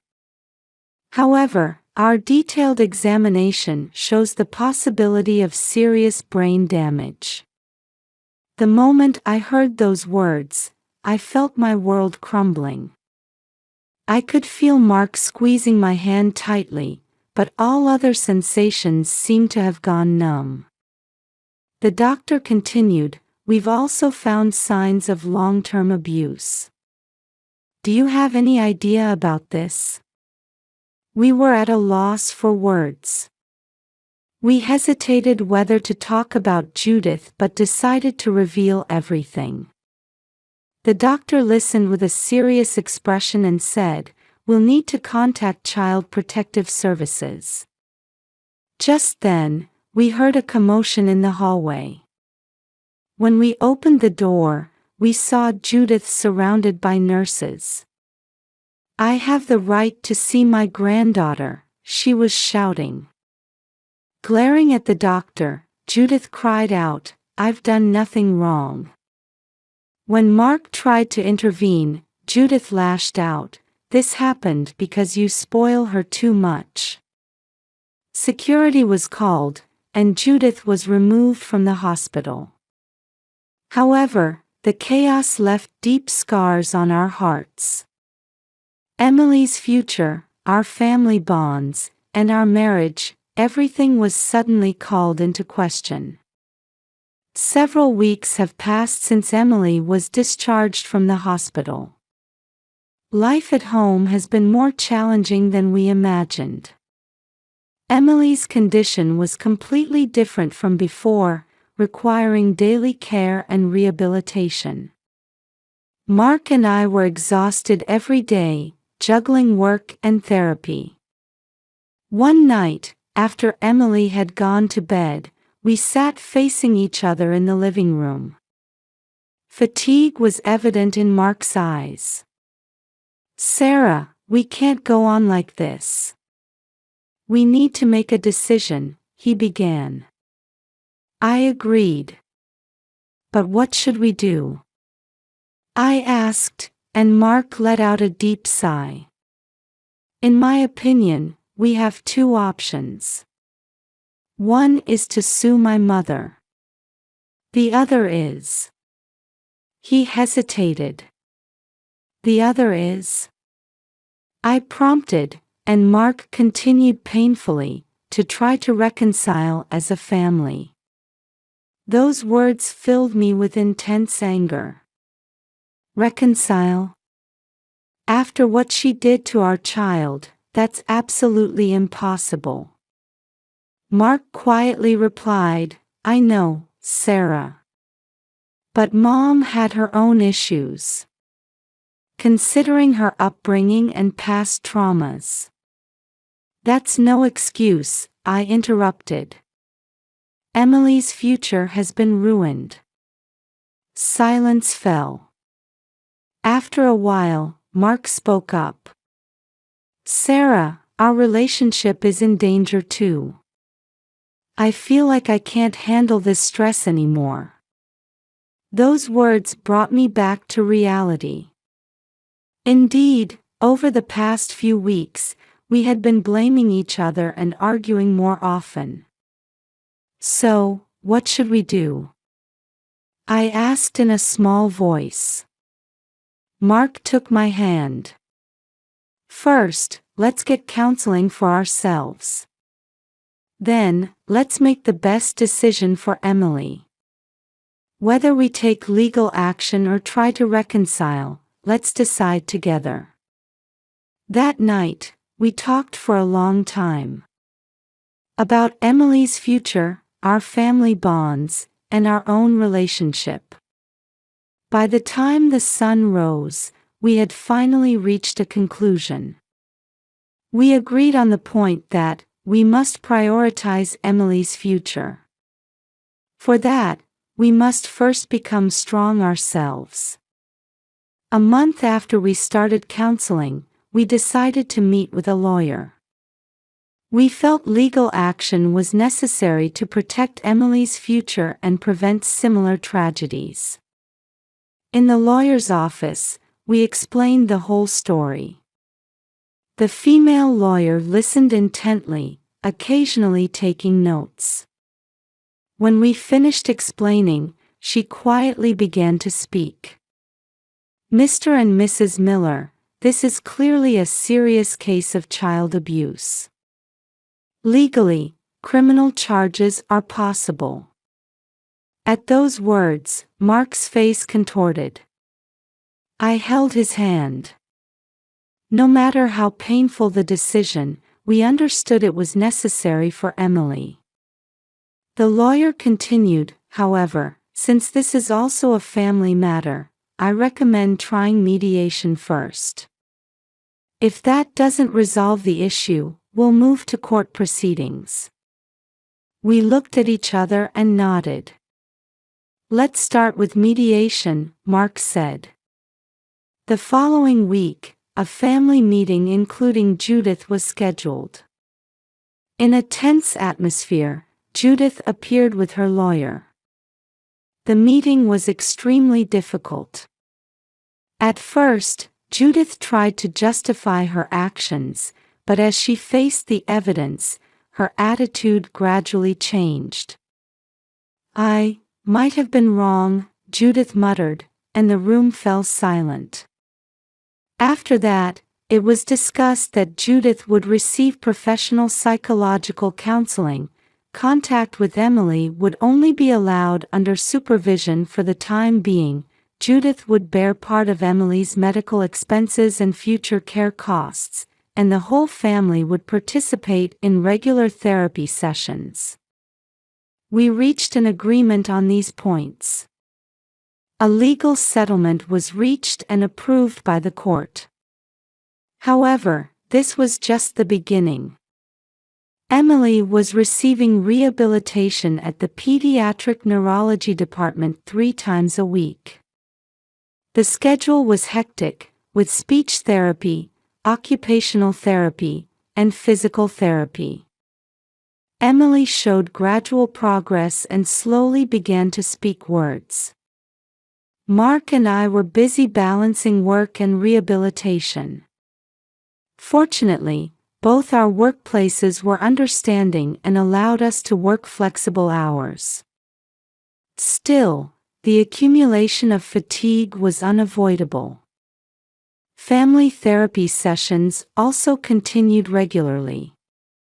At first, the atmosphere was awkward, but as we repeated the sessions, we began to understand each other's feelings better. The change in Judith afterward was also significant. She earnestly engaged in counseling and faced her past. Now I understand how terrible my actions were, she said tearfully. Mark had a complex expression on his face as he watched her. I myself was struggling with feelings of self-blame. The thought, if only I had noticed earlier, would occasionally overwhelm me. The counselor repeatedly told me, "You are a victim, not a perpetrator," but it took time for me to fully accept those words. My relationship with Mark also deepened through this experience. By acknowledging each other's weaknesses and supporting each other, our bond became stronger than before. We also started participating in a local support group. Interaction with families who had similar experiences was a great encouragement. The thought, "We're not alone," gave us strength. By the time Emily celebrated her second birthday, she was showing recovery beyond the doctor's expectations. There were still many challenges ahead, but it was certain that a ray of hope had appeared. This journey may never end. However, as we move forward step by step, we have rediscovered our strength as a family. Emily's 5th birthday. Colorful balloons dance in the garden, and laughter fills the air. Emily is chatting happily with her friends. Thanks to speech therapy, her words have become fluent. She still has some difficulties, but she moves around controlling her wheelchair by herself. Her eyes are full of intelligence, keenly observing her surroundings.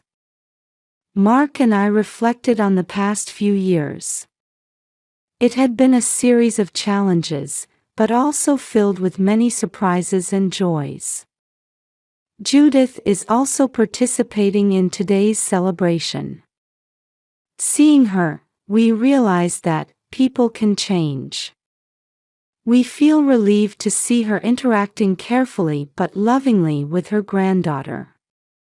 Life is unpredictable, but that's what makes it beautiful. Judith's words resonate in our hearts. Mark's siblings have also joined the celebration as family members. The former conflicts have now turned into strong bonds. Our marital relationship has also deepened through this experience. Overcoming difficulties has strengthened our trust and love for each other. Emily's growth has taught us many things. Despite her disability, she is blossoming with her own unique talents. She has a gift for writing poetry and is skilled at operating computers. We have started volunteering at local support groups, using our experience to help others. By supporting families in similar situations, we found healing for ourselves as well. I'm glad to be part of this family. Emily whispered these words before blowing out her birthday candles. We couldn't help but tear up at her words. Indeed, our life has taken an unexpected turn. But what we've gained through this journey is immeasurable. The strength of family bonds, the power of forgiveness, and the importance of hope. These give us the strength to overcome any difficulty. The future is still uncertain. But now we have a conviction. No matter what challenges await us, this family can overcome them. Believing this, we continue to move forward. Looking at Emily's smile, I quietly made a vow. Let's cherish each.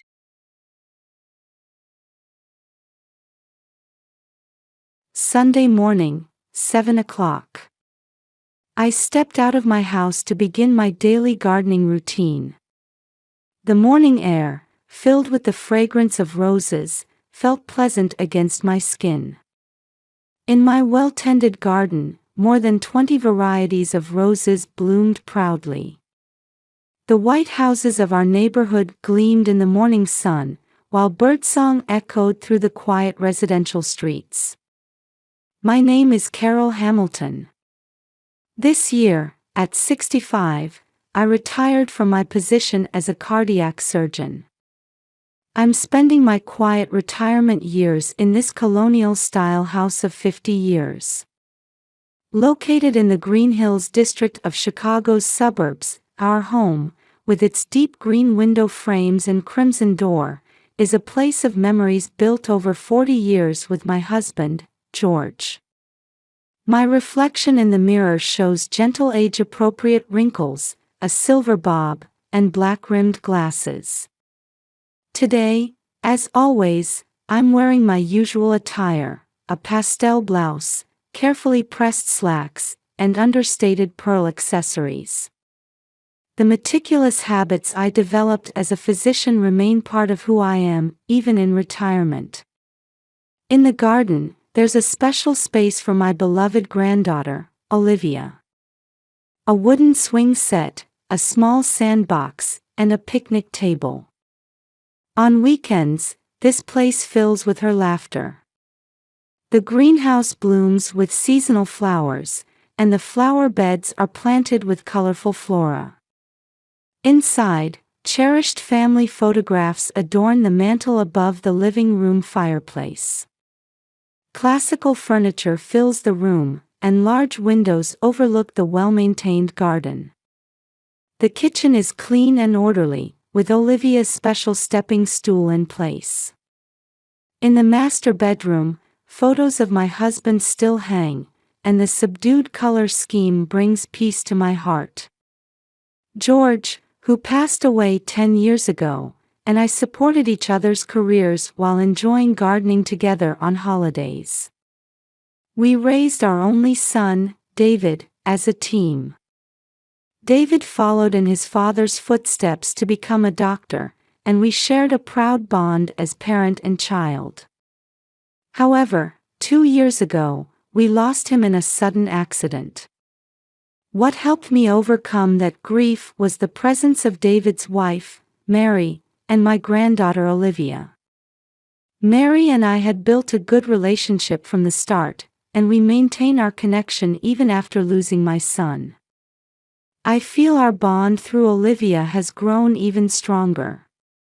My relationship with Olivia, in particular, gives my life meaning. Every weekend on Grandma's Day, we cook together and enjoy gardening. Her expressions when telling me about school events are just like her father's. As a grandmother, I feel that being able to give unconditional love is the greatest happiness I can experience now. My weekday routine is regular. I wake at 6 for meditation to start the day. Garden maintenance begins at 7, followed by housework and reading at 9. From noon, I participate in volunteer activities, and afternoons are for hobbies. I start dinner preparations at 5 in the evening and begin preparing for bed at 8.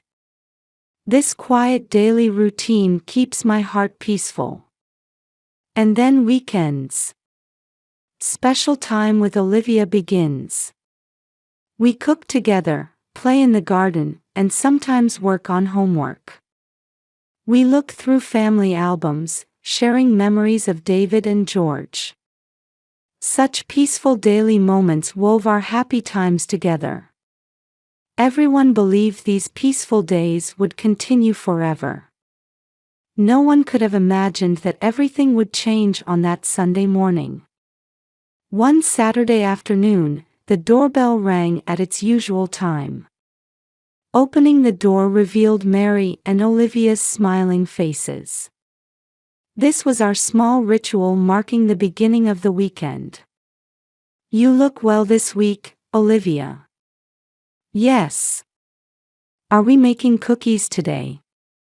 "Of course." "Let's try a new recipe today." Mary watched us fondly before saying, "I'll pick her up at 6, and leaving.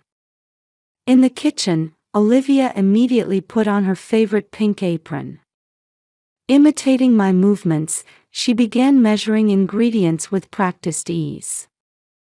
The sweet aroma of chocolate chip cookies filled the kitchen. Did Dad like these cookies too? Olivia's sudden question made me pause for a moment. Yes, chocolate chip was his favorite. I love them too. I'm like Dad, aren't I? Memories of David suddenly tightened my chest. But watching Olivia smile happily before me spread warmth through my heart. After baking cookies, we headed to the garden as usual. Wearing small gardening gloves, Olivia carefully tended to the roses under my guidance. Her childlike charm showed when she would chase after butterflies. Her profile while watering the plants together looked just like David's from years ago. In our area, our lifestyle was warmly watched over by the community. I served as president of the gardening club and taught gardening knowledge at monthly regular meetings. At the senior center, I volunteered twice a week as a medical consultant, utilizing my experience as a doctor. At Green Hills Private Elementary School, I was actively involved as a PTA advisor. The health lectures drawing from my experience as a school physician were well received by parents. The school Olivia attended was a prestigious institution with a lush green campus. Under their small class education policy, they carefully nurtured each student's talents. Especially in the drama club held after school on Wednesdays, Olivia showed enough talent to be assigned leading roles. She also excelled in science and art, earning trust from her teachers. My daily routine remained regular. Every morning at 7, I went out to the garden with the sunrise. While tending to the roses, I reflected on memories with my husband and days with my son. Daily joys included neighborhood children greeting me on their way to school and interactions with neighbors who would bring seasonal flowers. Mary and I frequently kept in touch by phone. Mom, can you attend next week's school event? Of course. I'm looking forward to seeing Olivia's performance. In this upscale residential area of Chicago's suburbs, traditional family values and intergenerational community connections were still carefully preserved. Under the refreshing early summer climate, the garden roses reached full bloom, and the trees' greenery deepened day by day. Indoors, the living room clock ticked quietly, and the aroma of freshly brewed coffee wafted through the air. Sunlight from the garden gently illuminated the well-organized bookshelf and clean kitchen utensils. Family photos on the walls were testament to our history. The colorful roses, birdsong, and leaves rustling in the breeze added color to this peaceful daily life. However, lately, I had noticed something different about Mary. Phone conversations had become shorter, and she sometimes seemed like she wanted to say something. Olivia occasionally showed unnatural expressions too. But I convinced myself it was just my imagination. Sunday morning began with the usual tranquility. The clock showed 7 a.m., and the temperature was pleasant. The garden roses sparkled with morning dew, blooming beautifully in the early summer sunlight. Pearl-like dewdrops scattered across the lawn, and the refreshing chirping of birds breathed life into this quiet morning. I had been tending to the roses since early morning. While thinking about new seedlings to plant, I carefully removed dead leaves one by one. This task always brought me peace. The roses that George and I had grown together continued to bloom as proof of our love. At 10 a.m., slightly earlier than scheduled, Olivia arrived. Grandma, can we tend to the roses together today too? Olivia ran into the garden with an unusually bouncy voice. Yes, of course. We'll plant new seedlings too. She put on her small gardening gloves and eagerly began digging soil beside me. Her touch when handling rose buds was as delicate as if handling treasures. Her face lighting up whenever butterflies flew by was utterly adorable. The morning passed peacefully like this. After tending to the roses, we prepared a light lunch together. While making Olivia's favorite tuna sandwiches, I listened to stories about school and her friends. After lunch, we took commemorative photos with the blooming roses as a backdrop. I hoped she would look back on these memories when she grew older. However, that tranquility was suddenly shattered. At 2:30 in the afternoon, I first heard sirens in the distance. Just as I thought they would pass by, the sound grew louder until it stopped in front of our house. Looking out, I saw 2 police cars pulled up to the curb, and 4 officers and 1 child welfare worker stepping out. At that moment, an ominous feeling ran through my heart. However, I couldn't have imagined what was about to happen. 2 officers approached me from both sides as I worked in the rose garden. One remained on standby while another moved toward Olivia. An unusual tension hung in the air under the blue sky. "Carol Hamilton, you're under arrest on suspicion of abuse." Those words didn't seem real. It felt like a nightmare.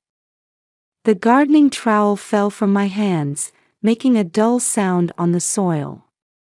"This is a mistake. I would never hurt my granddaughter." Despite my desperate protests, cold handcuffs were placed on my wrists. Their metallic sound forced the reality of the situation upon me.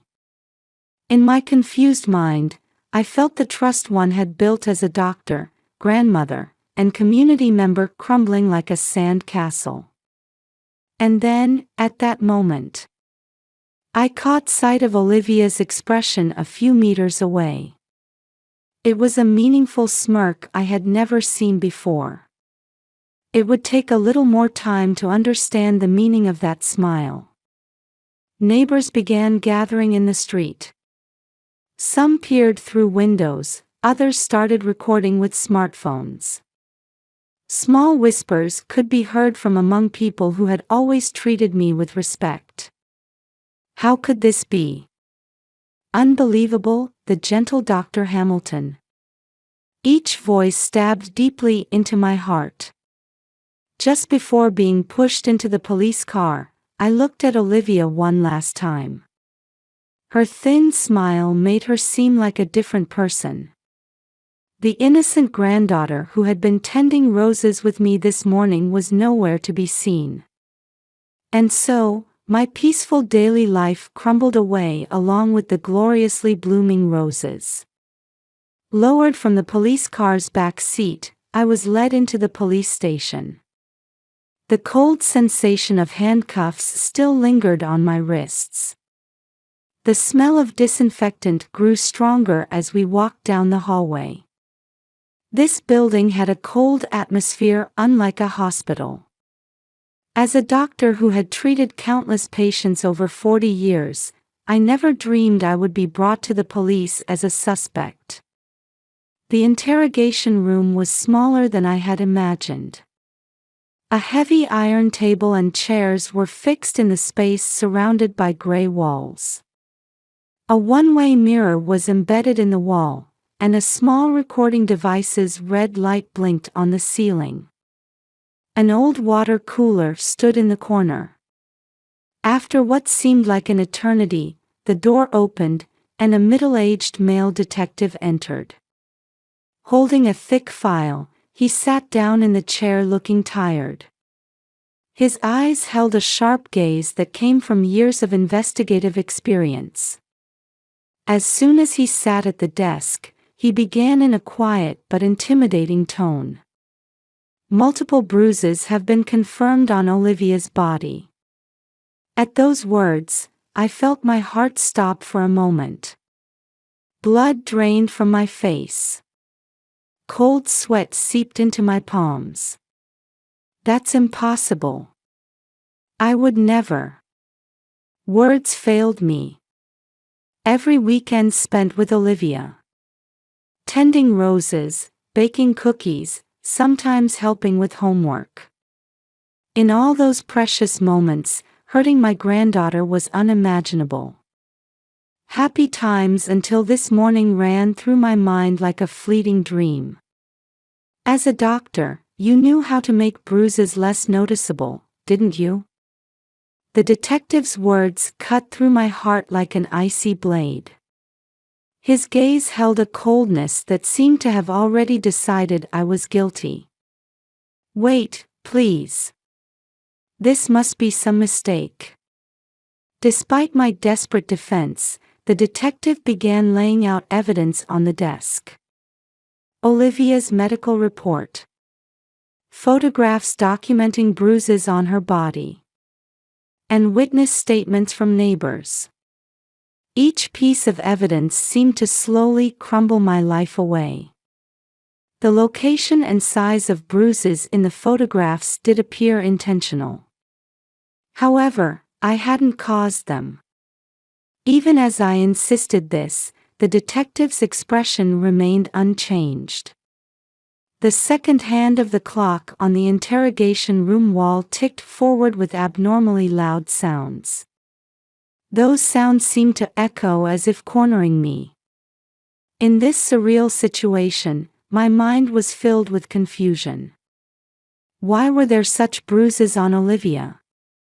Why was I being suspected? And what was the meaning of that last smirk?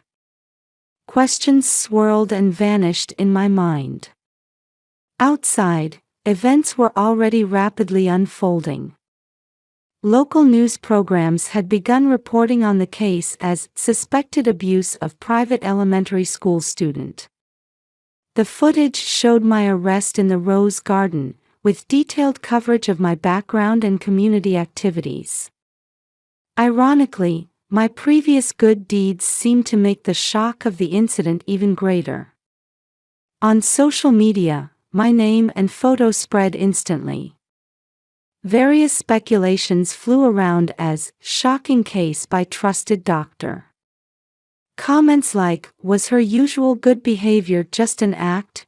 and "a cunning method using her position as a doctor," appeared one after another without any basis. Weekly magazines were already flooding the police station with interview requests. The gardening club I had been active in for years issued a statement calling for suspension of activities. The gardening discussions and smiles we shared at monthly meetings might never return. I wondered how the roses I had carefully nurtured were doing now. The neighborhood's reaction was sharply divided. Some supporters believed in my innocence based on years of friendship. Others condemned it as cunning abuse utilizing my position as a doctor.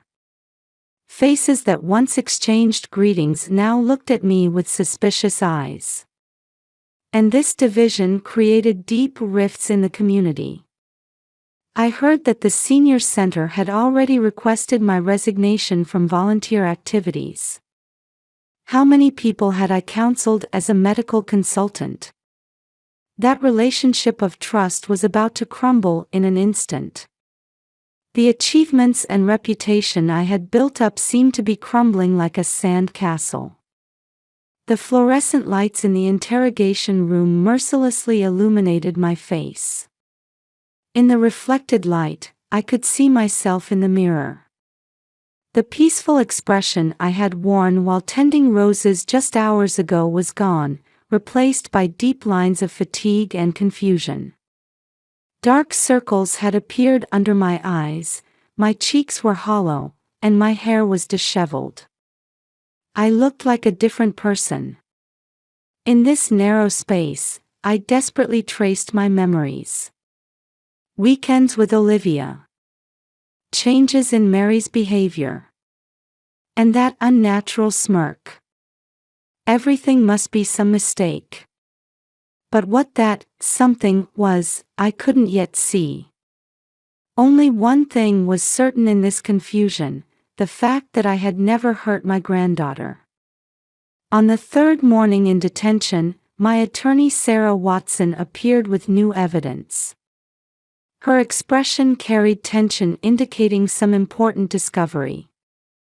Dr. Hamilton, interesting footage was found on the school's security cameras. Sarah placed her tablet in front of me. The screen showed a hallway in Green Hills Private Elementary School. In the dim after-school lighting, Mary was visible with an unknown man. The man wore an expensive suit and exuded the typical air of a real estate developer. This man is James Morrison, a real estate developer. He's been pushing forward with large-scale redevelopment plans in this area recently. The footage continued. Olivia followed behind them at a trot. They entered an unused classroom. Though their conversation wasn't recorded, Olivia could be seen repeatedly performing the same actions, as if practicing a performance. Furthermore, we found this evidence. Sarah spread new documents on the table. Receipts for special makeup supplies, professional cosmetics and tools for creating artificial bruises were listed in detail. All had been purchased with Mary's credit card. Next shown were Mary's financial records. There were traces of multiple transfers from Morrison Development Corporation over the past 6 months.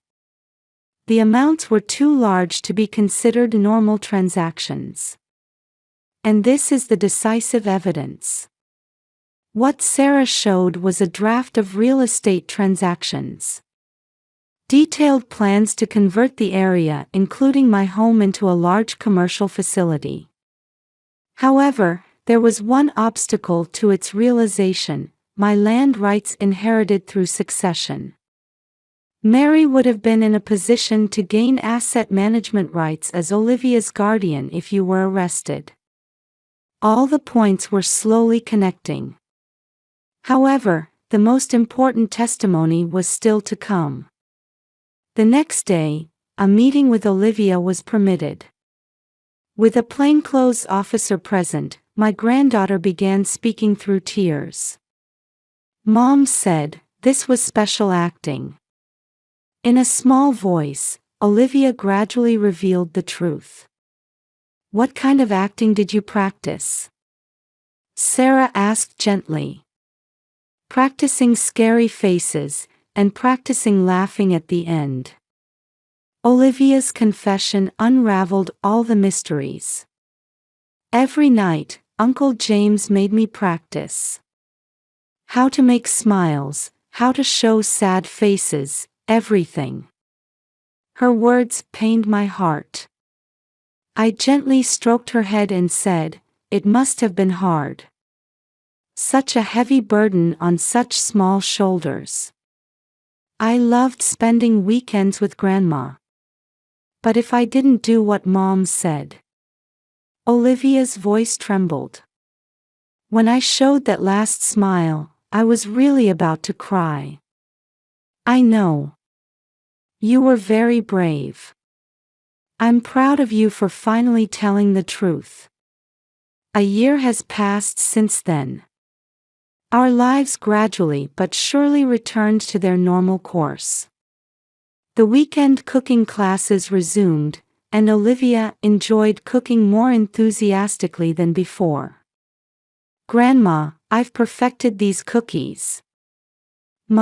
Your skills have really improved. I want to teach my school friends next time." The gardening club activities also resumed. Though there was some initial awkwardness, the members who learned the truth welcomed me back warmly. "Dr. Hamilton, the contests weren't the same without your rose garden." "Yes, it's all thanks to everyone's support." Volunteer work at the senior center regained its former vitality. "We're so glad you're back," Doctor. Their words warmed my heart. 6 months after the verdict, a letter arrived from Mary, Mom, and Olivia. What I did was an unforgivable mistake that I can never make up for. Blinded by greed, I lost sight of what was truly important. I don't expect forgiveness. But someday. The end of the letter was blurred with tears. Mary soon moved to another city. Though custody of Olivia was transferred to me, it wasn't what I had wanted.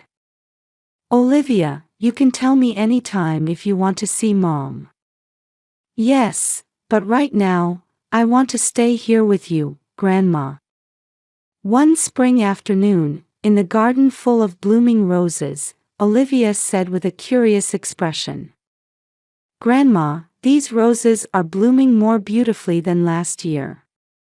Yes, they've grown stronger and more beautiful after overcoming hard times. Just like us. I spontaneously hugged Olivia. She smiled, looking slightly embarrassed. Grandma, I'll never lie again. I promise. Yes, and no one will ever make you lie again. In the garden filled with the fragrance of roses, we made our new vow. The little actress who had been manipulated by adults' desires was gone. In her place was my precious granddaughter who had regained her honest smile. Trust with the community was gradually restored as well. If anything, our bonds seem to have deepened through this experience. Perhaps there are truths that can only be seen through being wounded. Doctor, would you serve as a judge for this year's gardening contest? Of course. I'm looking forward to seeing everyone's gardens. Our former peaceful daily life returned to us, taking on slightly different forms.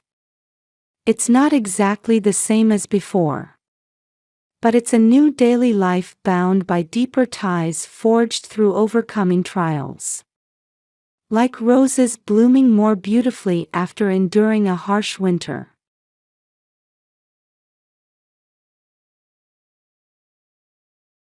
In the kitchen, where morning sunlight streamed through the window, I tugged down the sleeve of my long-sleeved shirt a little further.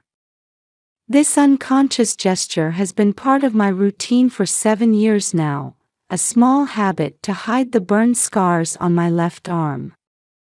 But these days, it's just become part of my daily life. Mommy, look. My 5-year-old son Jacob pointed to his new drawing placed next to his breakfast pancakes. The picture, drawn during his favorite playtime at kindergarten, showed our family of 3 holding hands. The sky was blue, the sun was smiling, and the lawn in front of our house was colored in vibrant green. That's beautiful, Jacob, I said, gently stroking his soft hair. Our home is in a quiet residential area in the suburbs of Dallas, Texas. The streets are well maintained, and the neighbors' lawns are meticulously kept. The 2-story White House was purchased in David's 7th year as a sales manager at a real estate development company. He's a kind and understanding husband who values our family above all else. Though we barely see each other on weekdays, he leaves early and returns late. I understand it's necessary to support our lifestyle. On weekends, he always makes time for us, taking family trips to the park or having barbecues. When I see his smile during these times, I feel that the normal life I chose 7 years ago wasn't a mistake. 7 years ago, I was seeking a new life, trying to escape my past in New York. When I met David at a mutual friend's house party, I felt my heart healing through his sincere personality. I told him I used to work as an office worker. That wasn't a lie. But I haven't told anyone everything about my past yet. Those memories remain sealed deep in my heart, about that day, and the reason for these scars on my arm. This was my choice, a normal life, ordinary happiness. Even while carrying my past, I'm grateful for each new morning. I still remember Elizabeth's expression when David and I decided to get married. I sensed something cold beneath her superficial smile. That hasn't changed. She's a well-regarded figure who has volunteered with the local animal protection organization for over 20 years. She always plays a central role in community meetings and actively participates in charitable activities. But whenever she visits our house, her perfectionist nature becomes apparent. From how to organize the kitchen to how to clean the living room, her criticisms are endless. We especially clash over Jacob's upbringing, every single time. "Ashley, this food is too bland. If you spoil Jacob like this, he'll have problems in the future. David, you need to be more firm." Such words are thrown at us like casual greetings. David is strongly influenced by his mother's words. I can feel him caught between his mother and me. But he never shows it openly. He just holds me a little tighter when we lay our heads on our pillows at night. I understand that's his way of apologizing and expressing his love. Jacob is particularly afraid of large dogs. He's been scared of them ever since a big neighborhood dog barked at him when he was little. I understand his feelings and encourage him to get used to them gradually. We sometimes visit the zoo or small pet shops, starting with smaller animals and working our way up to larger ones. But Elizabeth is different. Her thinking is always rigid and unforgiving. It's pathetic for a boy to be afraid of dogs. David could play with any animal when he was little. If you raise him like this, he'll have problems in the future. Jacob shrinks at his grandmother's words. Each time, I hug him and whisper, "It's not shameful to be afraid." But even those words become targets for Elizabeth's criticism. In her eyes, everything about my parenting seems wrong. We have a small vegetable garden in our backyard. On weekends, I tend to the vegetables with my son. While touching the soil, Jacob slowly regains his confidence. Jacob, who loves to draw, captures the growth of these vegetables in his pictures: the bright red tomatoes, the vivid green cucumbers, the yellow blossoms of the zucchini. Our refrigerator is covered with his drawings. Elizabeth calls it cluttered, but to me, they're precious records of my son's growth, my most treasured possessions. On a mild spring day, I gaze out the kitchen window into the garden. The life I chose 7 years ago was indeed my ideal, normal life. Making breakfast, taking care of my son, waiting for my husband to return home. Such ordinary days mean everything to me. While still carrying a past I can't tell anyone about, I must continue to protect my family. That is my mission, and my happiness. Outside the window, maple trees sway in the spring breeze. Their young leaves sparkle in the light, announcing the beginning of a new season. One morning, in the soft spring sunlight streaming through the window, I was preparing breakfast with Jacob in the kitchen. The scent of maple syrup filled the room as pancake batter slowly rose on the griddle. On the white plates from the cupboard, I arranged blueberries in a smiling face pattern, as always, our morning ritual that Jacob loves. "Mommy, what's for dessert in my lunch today?" Jacob asked, hugging my waist. His small body in checkered pajamas should have been getting in the way of my kitchen work, but this gesture always warms my heart. Well. As I answered, opening the refrigerator, I saw the chocolate chip cookies we'd baked yesterday lined up inside. We had made them together over the weekend. I can still picture his serious expression as he tried to shape the cookies perfectly, despite being covered in flour. David left earlier than usual this morning. He had an important business meeting. Dressed in his navy suit, looking more tense than usual, he said, "I'll be late tonight." "Sorry," and gently patted the still sleepy Jacob's head before leaving. When I saw him off at the door, his back seemed a little smaller than usual. While going through my morning routine, I found myself checking the sleeves of my long-sleeved shirt repeatedly. This might be more of an obsession than a habit.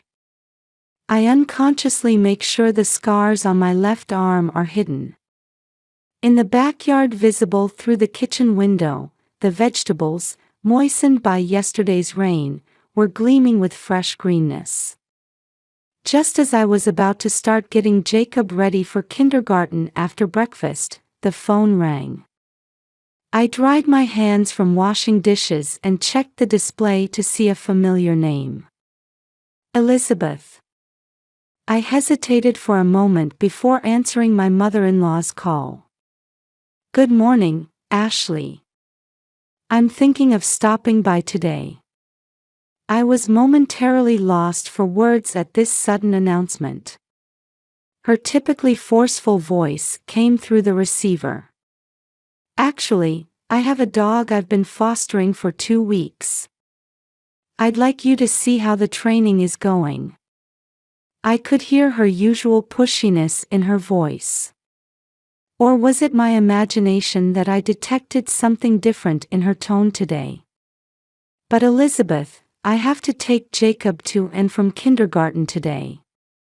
My excuse-like protest was immediately cut off. "It's fine. I'll come before noon. We'll finish before you need to pick up Jacob." Her way of leaving no room for refusal was typical. But there seemed to be an unusual level of fixation in her voice today. In the end, I had to agree. After hanging up, an inexplicable anxiety crossed my mind. Though this was nothing unusual, today felt especially unsettling. As if to shake off these feelings, I adjusted the sleeves of my long-sleeved shirt. Outside the window, the trees swaying in the spring breeze seemed to cast ominous shadows on the ground. After dropping Jacob off at kindergarten and finishing the house cleaning, the intercom rang. Looking at the clock, it was 11:30. My steps toward the front door felt a bit heavier than usual. When I opened the door, there stood Elizabeth. Her pastel pink two-piece suit was her typical proper attire. And beside her, my eyes widened. There was a pit bull, larger than I had imagined, secured with a strong collar. Its muscular build and sharp gaze created an overwhelming presence. An unmistakable tension emanated from the dog's body. "What do you think? Impressive, isn't he?" Elizabeth said proudly, gazing at the dog. There was an unnatural excitement in her voice. "Well, come in." I carefully chose my words as I guided them to the living room. Or rather, Elizabeth had already entered with the dog before I could finish. Her footsteps seemed to echo louder than usual. "I found this one at the shelter. He was very guarded at first, but now he's become so obedient." Elizabeth continued proudly. But I could see an unusual tension in the dog's eyes. Its restless gaze around the room seemed to be waiting for some signal. As time passed and Jacob's pickup time approached, the living room clock seemed to move unusually slowly. Just as I was about to say, "It's time," I heard the front door open. "Mommy, I'm home." The usual cheerful voice. But it froze the moment he entered the living room. Jacob coming home by himself. My heart leaped.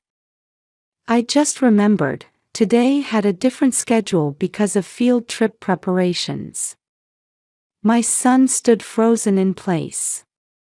I could see his small body begin to tremble as he spotted the large pit bull. His picture book bag was rattling audibly. "Mommy, I'm scared." Jacob's trembling voice called out to me for help. Large tears welled up in his eyes. Just as I was about to stand up. Crying over a dog. How pathetic. Elizabeth's cold voice echoed through the room. Her expression showed clear contempt. Her eyes were like those of a predatory bird eyeing its prey. "Elizabeth, stop." My voice was trembling too. An alarm was ringing in my mind. But my mother-in-law wouldn't listen. "Raising such a coward, your parenting is a failure." As she said this, Elizabeth deliberately reached for the pit bull's collar. There was a coldness in her eyes I'd never seen before, as if years of hatred had suddenly surfaced.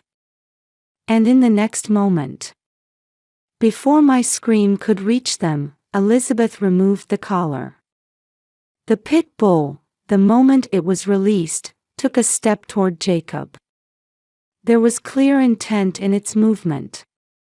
At that moment, Elizabeth's expression changed. Her smile vanished, and her face turned pale. As if she had just realized the gravity of what she'd done. Or as if she had seen something unexpected. In that instant, something switched on inside me.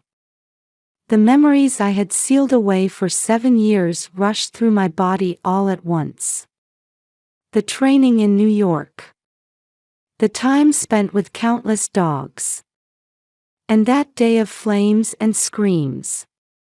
Everything came back vividly. The touch of my hands, the smell in the air, and the cryptic command words that still echoed in my ears.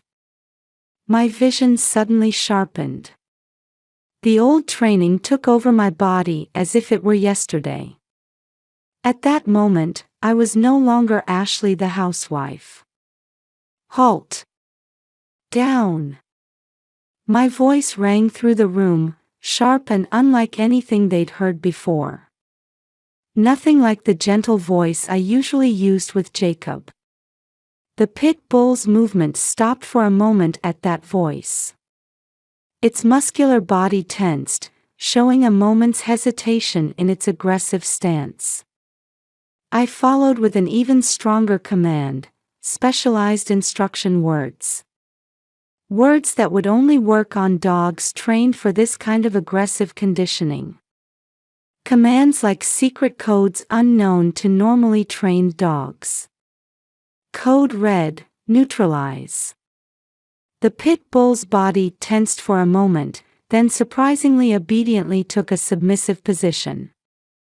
The aggression had vanished from its eyes. Its tail touched the ground, showing complete surrender. This response was clear evidence of specialized training. In the confusion, the sleeve of my left arm had rolled up. Deep burn scars snaked along my arm like a winding river, the price I paid trying to rescue my partner dog from a collapsing building that day. The reddish scars remained vivid even after 7 years, etching that day's memories into my flesh. The blood drained from Elizabeth's face. Her wandering eyes were fixed on this unfamiliar version of me that had suddenly appeared. "You, could it be?" Her eyes darted between the scars on my arm and the perfectly controlled dog. Her expression mixed confusion at an unexpected situation with the fear of something crumbling away. Yes, I was a K-9 unit trainer. My quiet voice carried the dignity of my former profession. No need to hide anymore. This is the real me. The other self I had sealed away for 7 years. Elizabeth frantically tried to grab her cell phone, but it slipped from her trembling hands. The screen of the device lit up as it hit the floor with a loud clatter. A video was playing on the screen. My heart froze at what was displayed. Multiple pit bulls receiving specialized training in a dimly lit place. My eyes immediately recognized the methods. This wasn't normal training. It was a record of calculated, cruel training designed to maximize aggression. The date and location were recorded at the edge of the screen. Footage from just a week ago. Location: an abandoned building in the suburbs. Everything had been planned. This pit bull, it's no rescue dog, is it? I quietly approached the dog and checked its neck. There were traces of specialized training equipment. To a professional eye, the evidence was clear. The regular scarring was unmistakably from illegal training devices. Picking up the fallen phone, I found several similar videos saved in the gallery. Dates, locations, even the tools used. Everything was meticulously recorded. Evidence of calculated preparation. And all of it had targeted my son. With each scroll through the screen, my anger deepened. Why go this far? At my question, Elizabeth's expression twisted. Her eyes no longer showed any sign of reason. For my son. David should have been raised stronger. Her voice was hollow, as if echoing from a distant past. It mixed twisted obsession with madness. True, David was too kind. Too obedient to what I said. But that. Her eyes seemed to look at something far away each time her words trailed off. So you decided to hurt your grandson the same way? My voice shook. I couldn't tell if it was anger or sadness welling up inside me. Behind me, Jacob was still trembling slightly. That trembling strengthened my resolve even more. Rather than being raised by a weak person. Elizabeth's eyes became fixed. She no longer resembled the mother-in-law we knew. It was as if a long-worn mask had fallen away, revealing someone else entirely. You stole David. My precious son. Her voice dripped with obsession and hatred she had harbored for years. Each word was filled with twisted love and desire for control. You ruined all my perfect education. Kindness is nothing but weakness. Strength is the only way to survive in this world. Elizabeth spoke as if spitting out the words. Her appearance was pitiful enough to evoke sympathy. Just then, sounds came from outside the window. Neighbors were beginning to gather, drawn by the dog's commotion. Worried voices, camera phone flashes. I took out my phone and dialed 911 without hesitation. The moment Elizabeth moved toward the door, Jacob hid firmly behind me. I could feel his small body trembling against my back. But the trembling was gradually subsiding. Perhaps my son had sensed the strength within me. Don't move. My voice had regained the authority from my training days. It was both a command and a warning. 20 years of animal protection activities. What were you plotting behind your mask of a well-regarded citizen? while maintaining a public face. Behind the scenes, such cruel training. Elizabeth's expression twisted further at my questioning. David is my son. I raised him, my. Her words broke off as tears began flowing from her eyes. At the end of madness born from possessiveness and obsession, she stood frozen. The sound of sirens could be heard in the distance. The voices of neighbors grew louder around the house. There was no escape now. All truth was about to be exposed to the light of day. It's okay now, Jacob. I spoke gently to my son behind me. Mommy will protect you. No one will hurt you anymore. At these words, I felt my son's trembling gradually subside. At that moment, I felt years of burden slowly lifting. No need to hide anymore. My past, these scars on my arm, everything would become strength to protect my son. The memories I had sealed away for 7 years were beginning to take on new meaning. The police sirens drew closer. Elizabeth slowly collapsed onto the sofa, as if finally understanding everything. It was the moment when the perfect mask she had maintained for years shattered completely. Spring sunlight streamed through the window, illuminating the pit bull now lying quietly.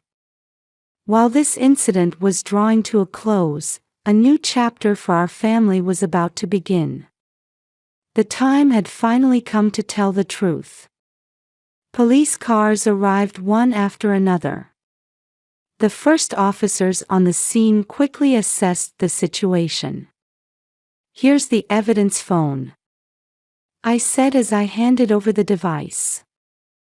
"The videos have dates and locations recorded. They're evidence of illegal training." Elizabeth remained silent, staring ahead with empty eyes.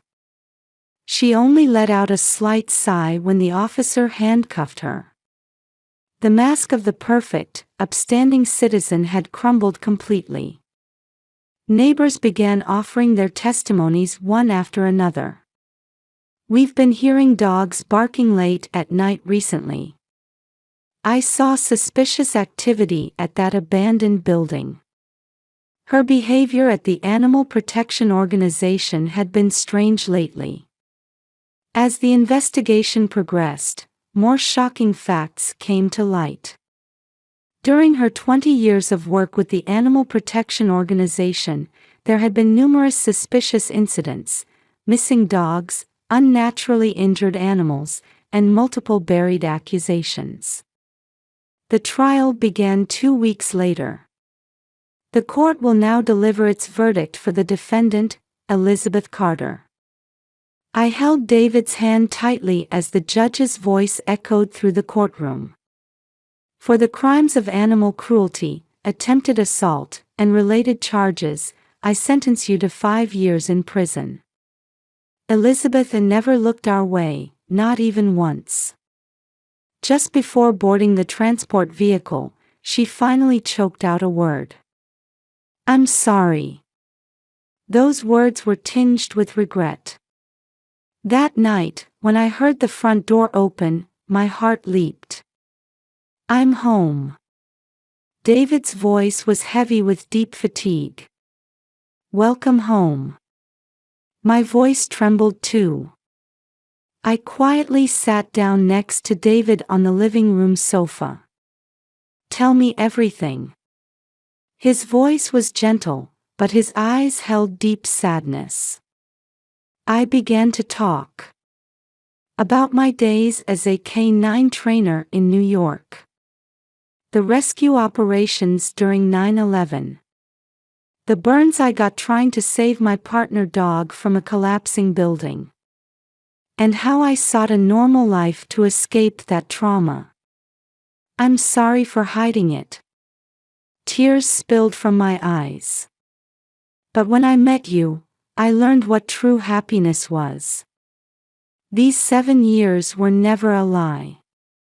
David remained silent for a long time. Then, slowly, he took my left arm and rolled up the sleeve. His fingers traced the burn scars gently. "You had a past you couldn't tell even me." His voice trembled. "And about Mom. I'm sorry. I should have noticed. It's not your fault." I shook my head firmly. "Elizabeth was just drowning in her twisted love for you. Mom, she'll be entering a rehabilitation program in prison," David quietly informed me. "She'll be learning how to interact with animals from scratch." "I see." We shared a long silence. "But we can never go back to a normal relationship with Mother." David's voice carried strong determination. "I'll protect our family. Even after she's released, we'll keep our distance." That night, we talked until dawn. About the past, the present, and the future. Feelings we couldn't put into words gradually took shape. "Hey, David." I spoke up just before dawn. "That pit bull. I want to take care of him." He looked surprised but soon showed a gentle smile. "What about Jacob? Will he be okay?" "With time. I'm sure he will," I said, gazing out the window. "That dog has a wounded soul too. We have a duty to heal him." A few months later, on a holiday, there was an unprecedented peace in our backyard. "Mommy, look. Max did it." He gave me his paw.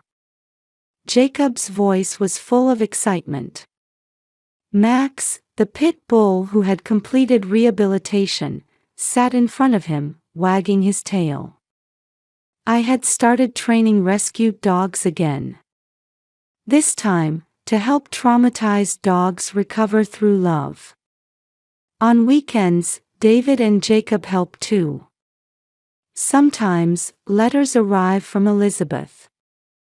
Her days in the rehabilitation program, her feelings of regret, and her determination to make amends. David reads them silently and quietly puts them away. The wounds haven't healed yet. But we'll have to gradually accept that as part of our history. "Dad, can I take Max for a walk?" "Of course. But remember what Mom taught you," David answered while patting his son's head. "I know, I can do it right." "Right, Max?" My eyes welled up watching Jacob talk to the dog. Fear gradually transformed into trust. Wounded hearts heal with love. This applies to both dogs and humans. "Mom." Jacob, finished playing, pointed to the scars on my arm. "These are like a hero's medals, aren't they?" My eyes met David's. His eyes were moist with tears too. "Yes," I answered, hugging my son. "These are proof that I protected precious lives." The family's laughter echoes in the twilight garden. Max seems to be smiling too. In everyone's eyes now, he's no longer a dangerous dog. Just a precious member of our family. The spring breeze blows through, announcing the arrival of a new season. Our story of accepting the past and looking toward the future begins again from here. Both Elizabeth's rehabilitation and our healing will surely be a long journey. But we had the courage to take that first step.